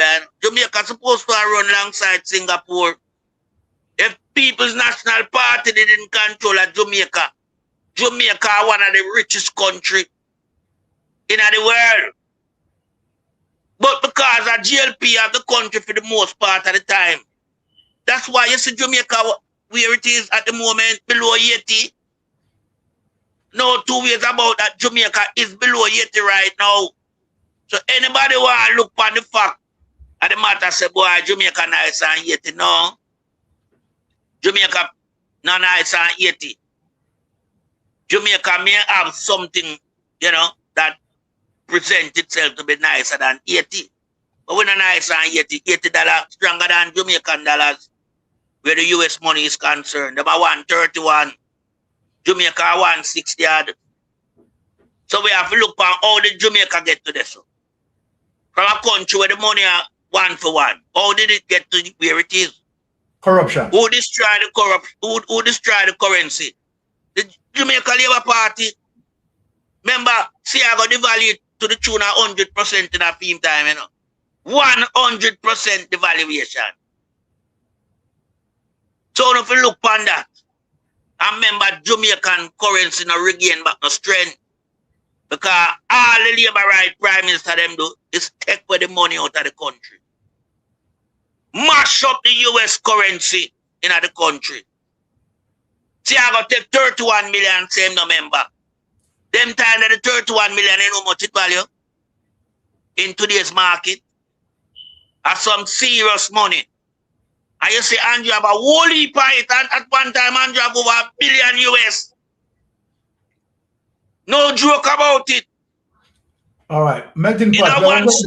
We're going to get back into the investigation with Andrew Holness, right? And we want to show again the amount of US dollars, right, that Andrew Holness had dealt with, right, as it relates to those years relating to his statutory declaration. And we want to show people, right, the statutory declaration that Andrew Holness himself, right, submitted, right? So we could just get back into that. Melting pot. All right, I can just wrap up your son now, quick and fast, yeah? So we just show the people them. When you have your prime minister, yeah, where you see him angle this vast amount of US currency, yeah, where you have to ask him, you ask yourself, say, then, oh, Andrew have so much of this, and but this currency short in Jamaica. Currency is in short supply in Jamaica, you know. But Andrew have a whole heap of it. Food for thought. I yield back the floor. All right. Bring me up on it. All right. For the people who are just coming in, right, we are going to go a little bit deeper. We are going to once again show the amount of US dollars, right, as it relates to what Andrew Holness amassed, right, into SSL and JMMB. And what we are going to show the statutory declaration that him himself, Andrew Holness, submitted. And when you compare what is going on as it relates to Andrew Holness, you understand, investing in SSL, right, and what he submitted to the Integrity Commission, you know it's day and night, right? Andrew Holness is in serious trouble. From once Andrew Holness put into the judiciary, straight prison. No two way about that. Now let us show this again as it relates to the amount of money that he, right, US dollars, we are not talking about Jamaican dollars. Let us bring up that again, honey, and show, and then we're going to get into Andrew Holness' statutory declaration that Andrew Holness submitted. Right? Yes. So, people, here it is. Let us bring up that situation. 2008, right? The 108,000 US dollars as it relates to Stocks and Security Limited. 2009, $293,273. 2010, 342,000 US dollars, right? $153.61. 2019, $136,000. Now I asked Melting Pot and Brother Rattigan to add both Stocks and Security, right, Limited, and Jamaica Money Market Brokers, right, money, right, the final invoice here as it relates to $164,190.63, $394,843.25, $436,286.72, right, and $143,524. But look at 2019 as the final thing. Now, we're going to move that away, people, right? All of this money gone over 800,000 US dollars of investment between SSL and JMMB. Now, look on Andrew Honest. Yes. 437 and 29 plus the over 1 million. Exactly. A serious money. So let us, so over $1 million, right, as it relates to what Andrew Honest and 2019. Pay attention to 2019. Okay. Let us get into Andrew Honest's real statutory declaration that he submitted. And you are going to see the lies. Let us get into the 2018 first. Scroll up. 2018.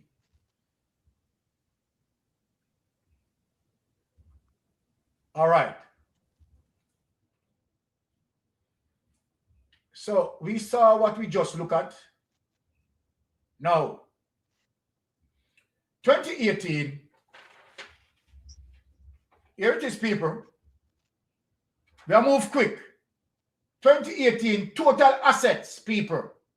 Total assets, $161,254. 2018. This is what Andrew Honest submitted. This is what my people, Andrew Honest, submitted to the Integrity Commission. Here it is, right? Total income, you know, $15 million, 569 cents, right? 2018, right? And this is between him and Juliet Honest, both income together. Total asset $161,000. Sorry, $161 million, 254, right? And total liabilities, 22,218. Let us go to the 2019. We are only showing people as it relates to what Andrew Honest. Why Dennis Chung cannot help Andrew Honest. Under no circumstances, Dennis Chung can help him. Now let us go to the 2019 on it. Share it to our Jamaican people. You understand? Dennis Chung cannot help Andrew Honest under no circumstances. Right? Now, look at this now, people. 2019, right? He has an income of $18 million, 94,000, right? Total assets, $157 million. Total liabilities, right? $15 million, 845. Let us go to the 2020. Now, bang around this now, people. Because at 2020, Andrew Honest swinging over $1 billion as it relates to what we have seen there. Now look at the 2020 Jamaican people.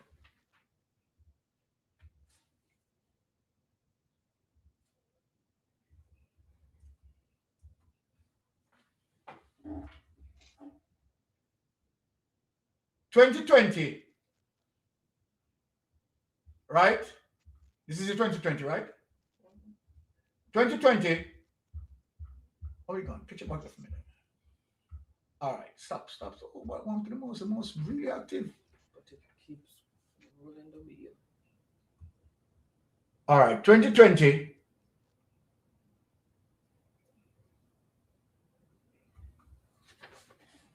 Andrew Ones, $172 million, 2020.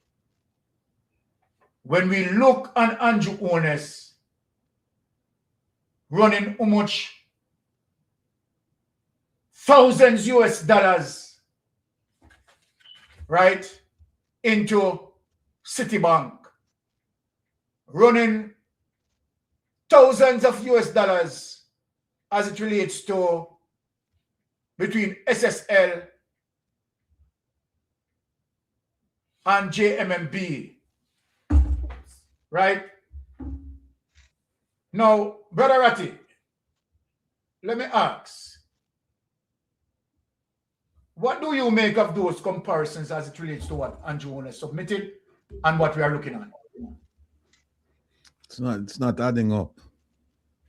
It's not adding up at all. And then one of the things I would like to see is his wife's statutory declaration. Because what you just showed, that's a combination, because he's required to show a combine, he and his wife. I'd like to see what she filed as well. Integrity Commission is supposed to be looking at this. You just can't take what he said. You have to look at what she. But hold on, Ratty, before you say something, just let me just straighten up your argument. We have to also factor that Juliet Ones was also building a property at the lease flat. Mm-hmm. When Juliet Ones started out, she started out at $20-something million, which when he took the person into court, right, it reached, as it relates to what she spent, she said she spent $800 million. Remember, Brother Ratty. So if you even add that $800 million into the statutory declaration, what Andrew Ones is submitting, right? If that added, that would have gone over $1 billion. Right. Sorry to come in. No, you're right. You're right. But I hope they're looking at it to see if they match, and then at the same time compare these two statutory declarations to their own findings, because somehow the numbers are off. They're way off. But you said something earlier. You said that I think it was Melting Pot who said that, it might run the country and indicating that the Prime Minister couldn't devote his time to the country because he may invest. But here's the thing: there are some other things that he may do too. There's some other things he may do. Remember now, he may run him farm 3 businesses during COVID. He went to school. We can't forget him go to school, All of that. Yeah, and he might run the country. Plus, don't forget him that Bill host, because he mean the development business, Yes. Him and Norman Brown. We mustn't forget that, Him and Norman Brown involvement. Yes. So what kind of prime minister did we have? It's just crazy. The only thing we have to say to him, there's a case. There's a gentleman who run one of the biggest Ponzi schemes the world has ever seen, at least in America, named Bernie Madoff. And I just want the prime, not saying that the prime minister is a Bernie Madoff, but I just want to explain to him the concept of God and time. Bernie Madoff was one of the kings on Wall Street. In the Palm Beach County where the rich people there, everybody knew Bernie. Everywhere Bernie have property in France, Bernie have property in Palm Beach, Bernie have property Long Island, have property in Manhattan. And then at the end, remember what happened to Bernie, Bernie ended up dying in jail, One son committed suicide. Another son died of cancer. And 2 kids them dead. And his wife left and she had live out her Honda card with 2 suitcases. Wow. God on time. God on time. God on time. Well said, Brother Ratty. God on time. Thank you, Brother Ratty, for that input. Melting Pot, what you have to say as it relates to the comparison between the statutory declaration and what you are showing? We have wide gap, wide gap. You know, as one of you and the panel said, day and night, the gap between it. You understand? Not add up, Sir Byron and Mr. Rattigan. Yes. Everything is just, you know, a myth as to why disparity. Not come close enough. I'm a lie. And that just shows that him know it's the money corrupted where I'm have. You understand? If your money good, why you lying? But him do too much business as me pointed out. So I'm have to lie because all I'm business them, you know. A bandulu thing Andrew run, you know. Everything where Andrew run. Where Andrew run a bandulu. Him not really have nothing fan profile where everybody can look into and see. You have to investigate and dig deep to find film thing them. So we know say underworld mafia is in my place. Yeah? And we know at one time at the right police total investment in a US currency. A 1,138,844,000.73 US dollar in invest. Yeah? So where him get all these money from? A $1 million question that you know. And him can't come give you no answer. Because if him try to give you an answer, it's a magic answer, I'm give where I come from nowhere with it. When get 1,138,844,000 from? Melting pot. Me can answer that question there. Me can answer that. Me and the Prime Minister. Let him talk, man. I can't tell you where him get them money there from. Two taxi. Well, yeah, because of Film Genesis that, you know. Because we now hear about the 47 million. So we have just go with the two taxi. Yeah, but two taxi rising higher than Mount Everest. You understand? And I try bigger business than taxi and feel that the same environment. So I don't know where I'm feeling, but something magical happened for him. You understand? In Jamaica.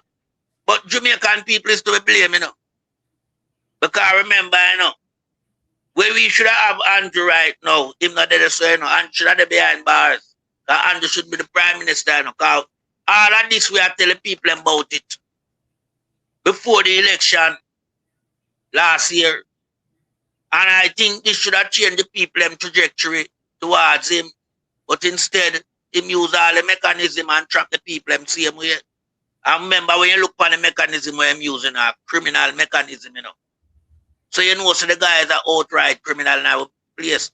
And we can't wait for the day when him meet him demise. We want everything take back from him on size 13. Strip them down like a container. You understand? The goods will load up them container. You strip it down, brother. Empty the container with them have. Empty it. Where Juliet get $800 million investment from? I remember at the time, you know. Well, we know him have several. When she have one project that were value 800 million, you know. Remember saying, you know, she have two more in the said vicinity. It was 3 projects she have gone up a Leeds flat there. But one caused a controversy, but 2 more to the one side. You understand? I remember Andrew the film thing. So you can't have 2 members of parliament them actively involved in multi-million-dollar investment in the country simultaneously. So nobody else want to eat the food. And your belly can't full. You let your crack can't full. You're not too greedy, and that's why we're not going to meet on the demise. Because the selfishness towards Jamaican is absurd. You alone want to have everything and the people have nothing, but the people put on there. You understand how we do? We don't disgrace the people on several occasions, you know. KFC, that thing was a disgrace right across the world, and it caused by Andrew and them style of leadership and how them try to beat the people because them know the people hungry and poverty. Them know the 15,000 minimum wage and nothing. Yeah, it don't go sound like it enough. It no value nothing. Mama P 6,000 was far, far more valuable than that Andrew 15,000. But Andrew knows that Jamaican people small-minded. So you don't say 15 compared to 6 of them. So yeah, man, Andrew do the best. Andrew no do nothing. Andrew make no worse off while him a get wealthier and wealthier. You understand? I remember, I know. Jamaican people don't be fooled. Everything where you say Andrew and Juletta do, are the two boys it a fall pan. But fool no pick me and work tireless. While them no live a straw. And I come in here with millions of Jamaican money. God, Juletta and Andrew must go, by the wayside like what everybody, Because you have life and you have death. So I don't like them how I live it out. But them the two boys there, see, at them a thief the money I pack up for. At them, while phone son and daughter out there hustle and bustle. On a daily basis and can't make ends meet. But them will never live a straw from the day them born. I come inherit the whole of Jamaica money. No wise up, man. I heal back the floor. All right. Now we could touch some other serious issues here. Right, because we have to ask these all these monies being spent, and we have to ask the Auditor General to take a look into these issues. Now, let us bring up this with William Knibb High School, right, to reopen. But we're also going to find something that we want the Auditor General to look into as well. Now, look at this, Jamaican people. All right. William Knibb High School to reopen in phases amid 400 million hurricane damage. Now look at this. Right? We want to know why is it as it relates to this cost of 400 million. This is ridiculous. Right? William Knibb Memorial High School in Trelawny plans to reopen on January 5th on a phase despite preliminary repair estimate of $400 million, following the destruction caused by Hurricane Melissa. School authorities hope that by Thursday, January 8th, all 1,100 students will be back in class.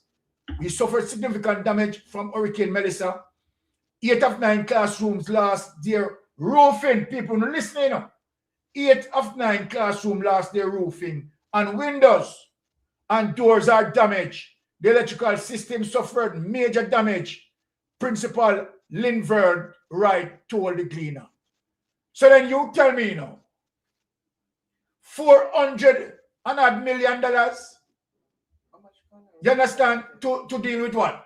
8 of 9 classrooms that lost their roofing and windows and doors are damaged. Right? And as according to him, right, electrical system suffered major damage, and a 400 million, that's about 1,000. How may I come from the talk about 400 million people? Look at this. Look at this. 400 million, but I'm going to show Jamaican people another crazy thing. Move that document on it. Look at this one now, people. Ratigan and melting pot. This is unbelievable. Look at this. Look at this. Look at the other one here. And we have not heard anything, right, as it relates to these sort of money. So we have to ask the People's National Party, because they are, having oversight as it relates to the PAAC, right, the Public Accounts Administration. You understand that the People's National Party, right, might be give us some things on this, or seek some question on this. $9.3 billion earmark to upgrade teacher training institution to support STEM. $9.3 billion earmark, right? A budget of $9.3 billion has been earmarked to upgrade and equip teacher training institutions to support science, technology, engineering, arts, and mathematics, right? STEM education. You understand? Just take that away. That is what I just want to show. So what is the status of this since we have $9.3 billion earmarked for that? We need to get some update, Brother Rattigan, where that is concerned, right? So as it relates to the $9.3 billion, right? We need to get some update onto that as it relates to the status, right? What is happening to that $9.3 billion being earmarked? Because we don't have no form of STEM schooling. We don't have nothing like that. Now, as it relates to the $400 million, Ratty, we would like to also know what sort of procurement process being used, right? We want to know as it relates to, I mean, is it a situation where it put out to tender? How many contractors bid on this? Right?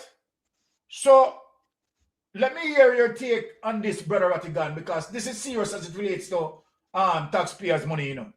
And we have to query this situation. $400 million for just put on 9 roof. Come on, doors and rewiring. This is extremely enormous. And then $9.3 billion that earmark, right? We need to get some status, some update on that. Brother Rattigan, your take on it.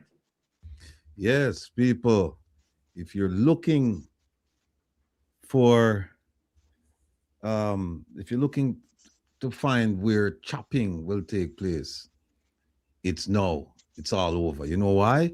Because they're going to be, you asked a question a while ago about procurement. Now they're going to be issuing out direct contracts. And they're also going to be issuing emergency, direct contracts based on emergency. And there is no way that you're able to stop them unless you have the Auditor General there. And the Auditor General is going to be limited. I know she's doing a real-time audit on assistance coming into the country. But she's not, I don't think she's doing a real-time audit on spending. So if you think that 3 trillion was an enormous amount, and remember 3 trillion, it was over more than 10 years, that time period there. Yes. No, just for this disaster, it going to surpass it. Because now is when them going to cut and chop and, you know, them going to get contracts to them friends. Yeah, and you can't stop them because the rules say that if you have an act of God, for example, like this, like Melissa, then they don't have to put out a contract for bidding. They can just give it to whoever they feel like giving it to. And remember, they were doing this before we had a catastrophe. They were doing it before because if you recall, which one of the Minister Tufton, Market Me, his lady friend. She got direct contracts. They were issued just to Market Me, even though there was another company providing the same services, which was in violation of the rules, and they still did it. So what do you think going to happen now? What do you think going to happen now? What happened to the oversight committee that Andrew Ones has been talking about? It named something like Tara, or I don't remember the name of it. If someone can write in the chat. Yeah, I know the oversight committee you're talking about. Nara. Yeah. Okay. So what happened to that? Nara can't stop this chopping now because, like I said, it's not where you are. Look, it's a simple rule in economics, you know, that competition in the main will drive prices down when you have people that compete. But in this case, we're just one person that get the contract, you know. One. Remember, they did the same thing during COVID. Ministry of Health did it a lot. One person got the contract. It wasn't put out for bidding because they say, hey, you know, this is an emergency and we don't have time for that. We just give it to somebody who we think can do the job. And we know what's going to happen. If the job is worth, if the job, including somebody's profit, if the job is worth, let's say $10, No, you're going to get some things now for $20 and $30. And who going to stop it? We don't have a mechanism in place to do real-time auditing of these things and to prevent them. For example, we don't have somebody or an oversight body that can say, okay, we're going to give you a contract to put back the roof, right? But we know that the roof costs like $10, and then you might put on $5 for your profit or whatever. We don't have somebody like that. So what happens? You start getting, or we don't have an oversight body or a person like that. So what will happen now? You'll get for a $10 roof, you'll say $50, $100, and who going to stop them? And you know what's going to happen is people like Lady Anne Marie, me, you, Melting Pot, and others will come to, and we're going to go back after the money gone, and we're going to say, what happened to this? Yes. That is what's going to happen. We are going to be the ones to come and say, hey, we need to do an accounting on this and that and that. But the money gone already. Gone. And who going to lose? The Jamaican people. Again. Yeah. Boy. Yes. No weapon formed against thee shall prosper. God and time, Jamaican people. God and time. Remember now, the Prime Minister and his wife, them have 2 sons. Bernie Madoff and his wife, 2 sons. And he said, what happened to them 2 sons? And he said, what happened to Bernie Madoff? And he said, what happened to his wife? Just a matter of time, man. Honestly, Ratty, I can't wait. I wonder if we can just beg Donald Trump for us. Speed it up. Yeah. Brother, Melting Pot. Yeah.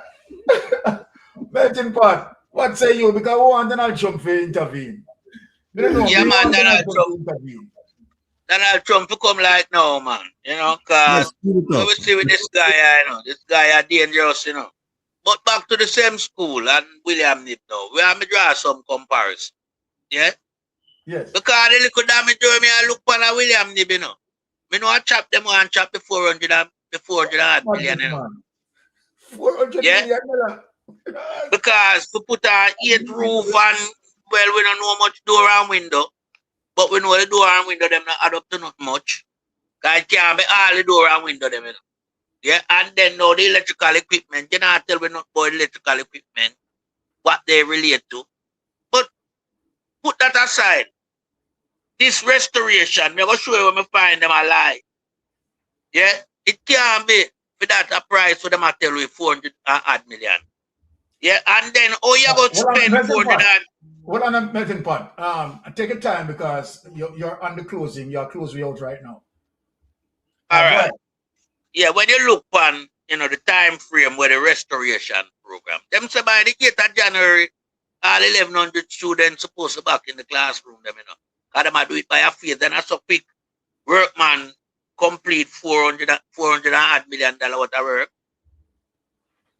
To the time where them tell we where they say them allocate that as estimate damage. Workman couldn't accomplish that amount of work. How far are we from the 8th? How far are we from the 8th of January? But we could just look back on something now. The 6 STEM school, yeah, them project 9.3 billion. The 6 STEM school, where you have built from scratch. And I remember hearing him say each STEM school will hold 2,500 students. Each STEM school. So a big thing that compared to William Nib, we have 1,100. You understand? But you'd have value the 6 STEM school, each of them to be 1.5 billion, yeah, and 50 million. Some about that. You understand? Not even 2 billion, But the 400 million is just 100 million away from $500 million, For 8 rooftop and windows and door and electrical equipment. So I don't understand where Dana Morris and Andrew Holness and whoever go with this. This plain and obvious that people want to steal the money from the 6.7 billion will come. Yeah? Because under no circumstance you couldn't get 8 rooftop. cost taxpayer this amount. Because I'm going to tell Andrew Wallace something now. You see the Operation Pride houses them with upper Karachi Hill, them value anywhere between 80 and 100 million right now. Right now as we speak, and between them price they are get house them for 80 and 100 million. So you want to tell me, say, all right, if I 80 million, 5 house that to that equate to upper Karachi Hill. And if it's 100 million, a 4 house to that equate to. You want to tell me, say, 8 rooftop, some door and windows and electrical equipment, value more than either 5 or 4 houses up a Karachi Hill. And you know the size house them up there where me are talking about, you know. Yo, the Operation Pride house them will come with land where the people them expand, where them have value between 80 and 100 million right now. But you're looking at 8 rooftop down on William Nib and some door and window and electrical equipment. Total taxpayers 400 million. And you drink some mad puss piss. Yandina. That's all me have to tell you, you know. Yeah, and it look like it the piss drunk, you know. Yeah, it look like it drunk, you know. It look like it's stronger than the white rum we have. The over 75% proof white rum that we have. A madness this. Uno go back and think about this 400 million allocation. Here, please, me I beg you no, go back and think about it. And oversight committee, don't afraid to expose them. Please and thanks. Because this ludicrous, you know, this a daylight robbery. Yeah, in a time when Jamaica go borrow money, restore back life and order in the country. But we see where the money, people now have no regard for the borrowing, the $6.7 billion where them get from IMF. People just want to use it like it's a charitable fund come at Jamaica. And them will give them friends some money out of it. And then we don't care, taxpayers will pay it back. No, it can't go like that. We have to rein in this type of behavior and put people in prison. Yeah? So all who involved in drafting up this 400 million, yeah, please, me, I beg you to go back and have a reset now the thought process. We are watching now because there's no way yet rooftop can cost this amount of money. And any builder, yeah, we want to come from Mystic next week or call we right now and explain this to the Jamaican people. But would I like some real people in the building construction field just come shed some light on this. This is a madness. This has to stop. And in regard to the STEM school, them, we are used that as something to break down a certain type of system where we see coming out of the Labour Party. Them always run come with some project to sell the Jamaican people. Them. But it can't get off the ground. Why? But we have money allocated, you know. Our friends said 9.3, you know, so everything draft up. Yeah, the framework done and everything. And them come up with them final findings. Yeah? And them put out 9.3 billion. So what happened?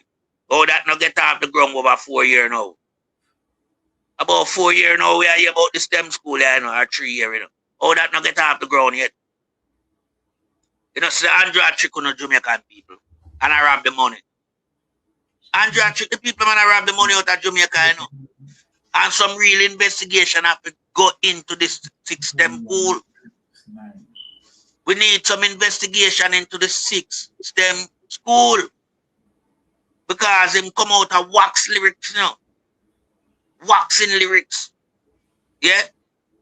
About STEM school. Because I never build no, you know, high school or secondary or primary. I'm not building one school for them come in. So I'm use that now and getting at the people in head. But we know you have to pay a lot of money to do the framework, you know. Yeah? So I waste, you want to tell us, so you waste all of the money to draft up a framework, yeah, to put out a $9.3 billion figure in regard to the cost of the project for the STEM school. But oh, it can't get off the ground, no break it or nothing. Not like that, I go on Jamaican people. Don't have to ask the question. But everything just point to this guy time coming to an end. Him can't take no more of this pressure cooker here. Right now, him a melt.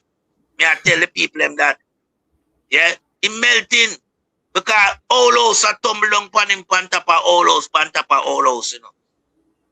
6 STEM school are one of the all house we are tumble down pan him right now.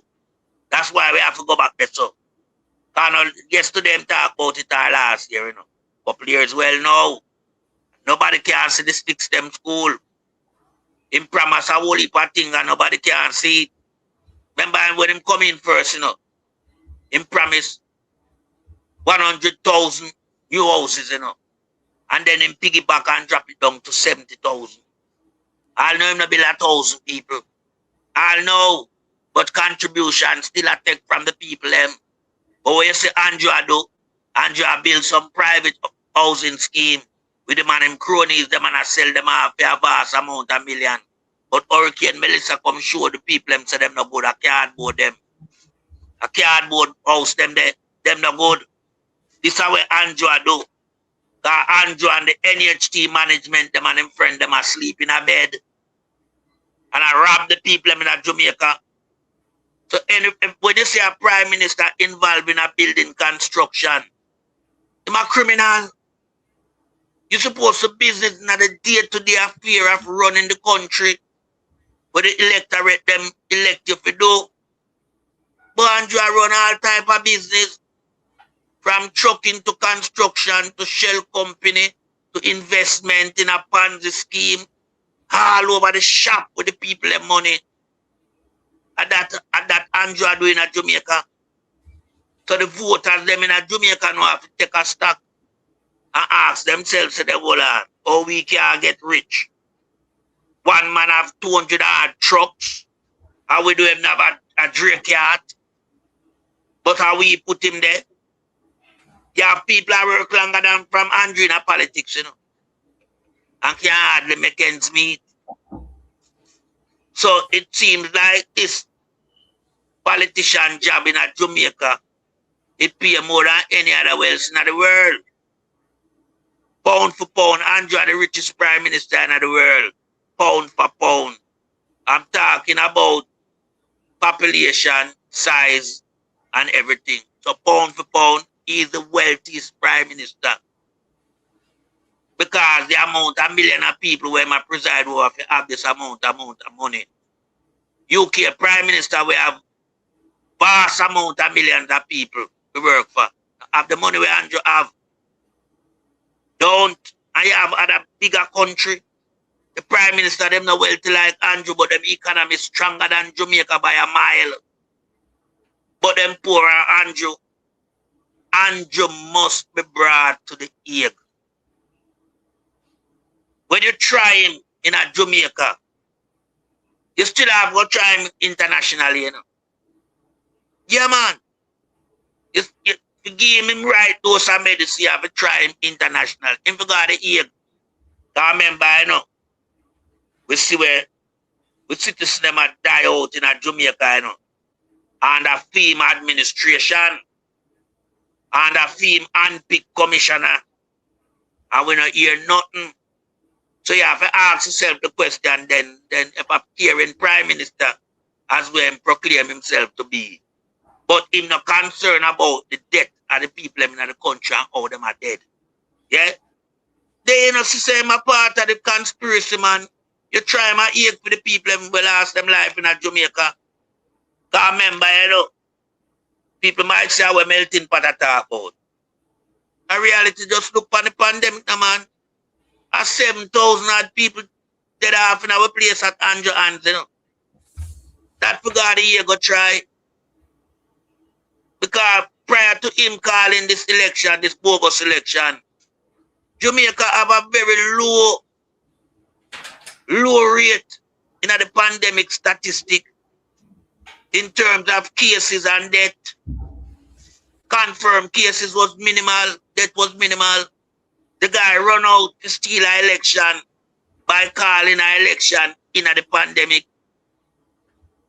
Using the bully for money when him rob.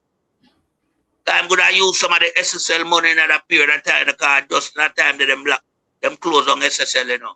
Money that float out. So them know so well that them can have some money to go out there and bribe the people them. So me know him commit genocide. Yeah? Killing off over 7,000 people. And them half the figure I said 3,005. Because them love half the numbers them in Jamaica. Yeah, all on half of the just know saying the number where them go, no? Only just add the same amount to it and to get the true figure. It's easy to understand how Andrew them work, operate. Easy. Just add the same amount to where them give you and you get the true figure. Last year when them say 1,100 people, me tell everybody say nearly 2,300. Yeah? Long before them come out with them 1,100. So me know when me put in there 1,100, me I get 2,200 and me never far off me 2,300. Me know them work. Just like how you see them half the poverty rate. Yeah? We know them half it.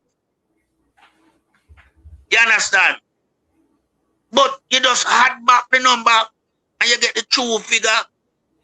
The unemployment where them come down and say drop down.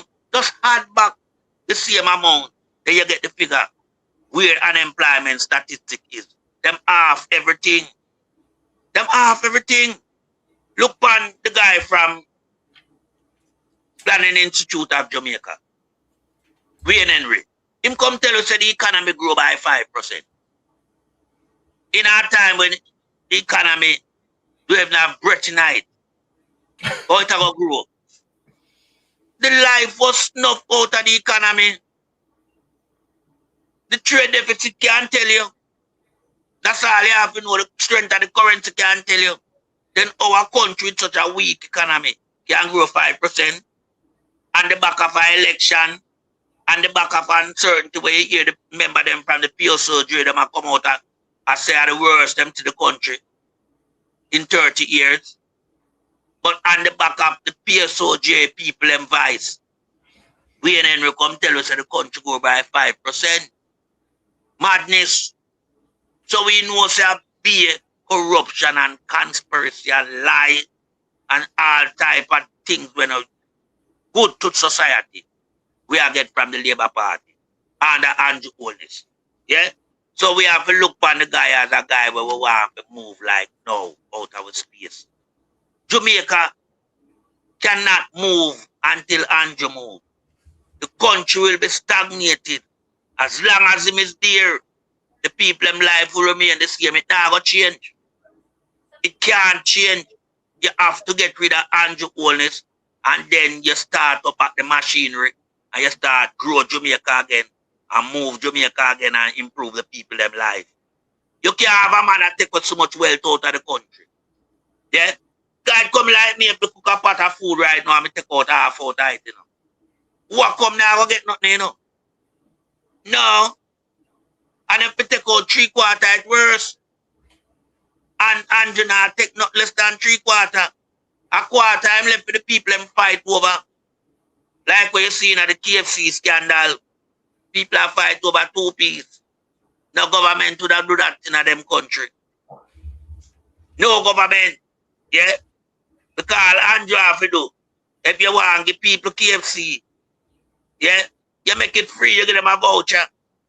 You don't force them to go spend money and forget another piece when you know not go on. Because that was to stimulate certain interests within them friend and business.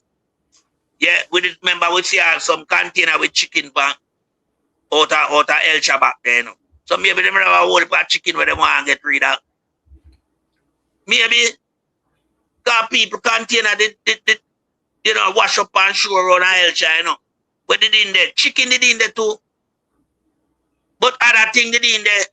So maybe, you know, the amount of things that them bring in where them hide behind the chicken. They may have a whole heap of chicken. So them friend want to fry them out and, you know, get rid of them. Because I'm no fool to where them go on with, you know. Me have to think outside the box. Remember during the same period of time when the container wash up, people are fight for 2-piece chicken. Where KFC get so much chicken for give it to the people them. And them do it 2 times. So now have to ask these questions. Don't make them miss no. The clues in all the things that you say happen. Container chicken wash Same time KFC have this deal offer going on. Buy 2, get 2. Something like that. That never happened nowhere else in the world. Only Jamaica was promoting that KFC type of, promotion. It's bad. So, Jamaican people, there's so much happening within the society. But we have to get that grip with and come to terms with. This guy and the entire party is not doing one bit to improve Jamaican life. Them also mash up the country and sell out the country and divest the country to them foreign counterparts. Yeah?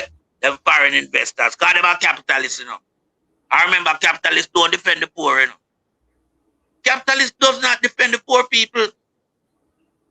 In the capitalist eyes, poor people is nothing. But yet still we have so much poor people supporting a capitalist regime. It's mad, it's crazy, it's wrong. Think about your own current state of affair before you think about a party affair. You have to look for where you want to go in life and how much you want to achieve.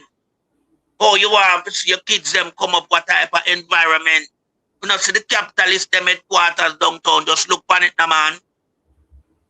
And them headquarters at downtown, West Kingston is the capitalist them headquarters. That's where it all begin. But just take a look at West Kingston. When you have the local minister, Nancy Deadman Mackenzie, him represent them, they just look at the place. But him control the ministry. Them does not care about poor people, especially if you're black. It's a natural fact. Jamaican must realize that. So them use, manipulate space and time. Get to do the wrong things, them for mash up on our own country, to benefit them. This is going from Seaga time, and it must stop. Jamaica will not excel with any former CIA representative in our politics in Jamaica. And the GLPs are representative of the CIA of America. This is why them get with so much thing, America allow them to get with a lot of things from the shower posse time. But it backfired upon America because that was one part of the deal. Well, no win, we can accept some of your boys that will fight the war down in West Kingston. Only for them go, but when them go over there, what them do? Them form a gang. And them start to run the place and America couldn't contain them. So sometimes, if you spit in the sky, it fall in your eye. And that did reach them, America. But other than that, America don't really visit when JLP party in power in Jamaica because them allied. And we see things continue the same way. Remember, Biden come out and said Jamaica are the biggest transshipment hub in the Caribbean for drugs and guns, illegal substance, illegal ammunition and guns. Biden pointed out that, but Biden never act on it. Now me feel say if you know say something going on that is wrong, and you as a superpower you're supposed to step in and intervene and plug the gap once there and then. Agreed. Don't just talk about it. Come in and do something about it. Because you know, so the same thing I mash up your people in America. But I'm not concerned because at which party in power. I can tell you, say, for the People's National Party in power, and America have this finding, you see them come in and demonstrate them power toward the People's National Party, me not ask. But when the Labour right them in power, them allow a lot of things, and then it come back and bite the American them same way. Because them know about from long time the amount of drugs we are run through Jamaica, Them know so them guns are coming at Jamaica as well. But are them party in power, so them allow it to kill out Jamaican. Them allow the drugs to come in for mash up with society. Enough of the youth them get hooked on it. Enough of the young girl them in Jamaica get hooked on cocaine. Because it's available for them to use it now. Especially the people them in the nightlife industry. The whole of them coke out. Majority of them coke out. Ecstasy start running our nightclub. God Chinese are bring that one come. So Jamaica become a drugs barren place. Where the society become exposed to high-level substance. Class A drugs me I talk about. You understand? And when people they get charged, them not get no charge. But make a little Rasta man that come from country that little draw weed. Them charge him and prison him for a long time. It's something God put on earth. Where them see him when I use them pharmaceutical. Where the whole of them now you see a dive down in the resurgence and the remarket of marijuana. You understand? Because them decriminalize it now, you can't get all type of thing out of it. So everybody know buying to it. But one time God them crucify your feet. Remember Mario Dean lose him life in a split, you know. Several Jamaican get criminal record for a spliff. Now do nobody nothing. When you look for a construction site, most man they smoke, but them build the best houses, them build the best plaza. Yeah? So I know something where I mash up people like cocaine. I know something where I kill people instantly like the gun and the ammunition. But America allow it for a halfway long time because them see it as something as, you know, where them like to happen in a country like Jamaica. To mash up the society, cripple the society, impoverish the society and make them become poorer. Yeah, because when a society live in a fear, you know, if you're a man, even have your stall and you just sit down at your front gate and go and hustle, you know, you have to go in at the seat and dust up. You have to go in because fear come over you as it get to darkness when night come. So when people are look on this thing and see it as something, you know, where you're not paying no concern to it, you have to pay concern to it. It is detrimental to the whole environment and society. Fear of the gun, cocaine, ecstasy. Because you can imagine now, young girl and she go to a nightclub, she and her friend them. Yeah. But she gets spikes in her drink with ecstasy. All right. Pat, use a minute to wrap up, Pat. Because we want to close. She's going to be a victim. She's going to be a victim. So we are talking about how the country are run. We need people in charge to carry out them work and carry it out effectively. Where you clean up the whole society.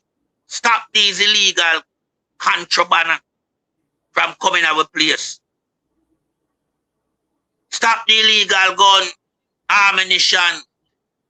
Stop the illegal ecstasy, cocaine. It needs to stop. And stop playing corruption when you don't go to work. Stop rob the taxpayers' money. If you don't do that, Jamaica can get life in it again and start breathe again, you know. But Andrew Wallace and them boys, them just continue to just ravish the place with criminality. And this is why you see him find himself now on that dark cloud. Dark cloud now cover the Prime Minister and many more people from within the cabinet and many more people in a civil society. Dark cloud cover them now because US is sniffing and sniffing them out.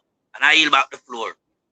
All right. Brother Ratty, let me just ask you if you have no last word and then we close. Yes, Brother Ratty. Yeah, not much but to say thank you, Melting Pot Lady, and the wonderful audience for indulging me and having a really nice conversation about what's happening in Jamaica. Just as a reminder, folks, come Reason with Rattigan tomorrow night. We won't be on. We'll return on Saturday, come Reason with Rattigan. So there's no program tomorrow night. But so get your rest and come prepared for an exciting program this coming Saturday. All right. So that's it. Let me just have Wifey just close us out Wifey? Okay, as usual, thank you guys for tuning in. Really appreciate each and everyone's continued support, and have a wonderful and blessed rest of the week, and we'll see you on Thursday. So have a wonderful and blessed night, and safe travel on the gravel. All right, blessings. Thank you, Melting Pot. Thank you, Brother Ratty. Blessings. All right. I know why you come to me with that foolishness, you know. You elect a prime minister, and is a prime minister run the country. It is time we learn to hold our leaders accountable for their actions and stop making excuses for them. Stop making excuses. Otherwise, go elect the people who really run in the country. And I don't want the right side of that stupid argument. Hold the people you elect accountable and stop making excuses for them.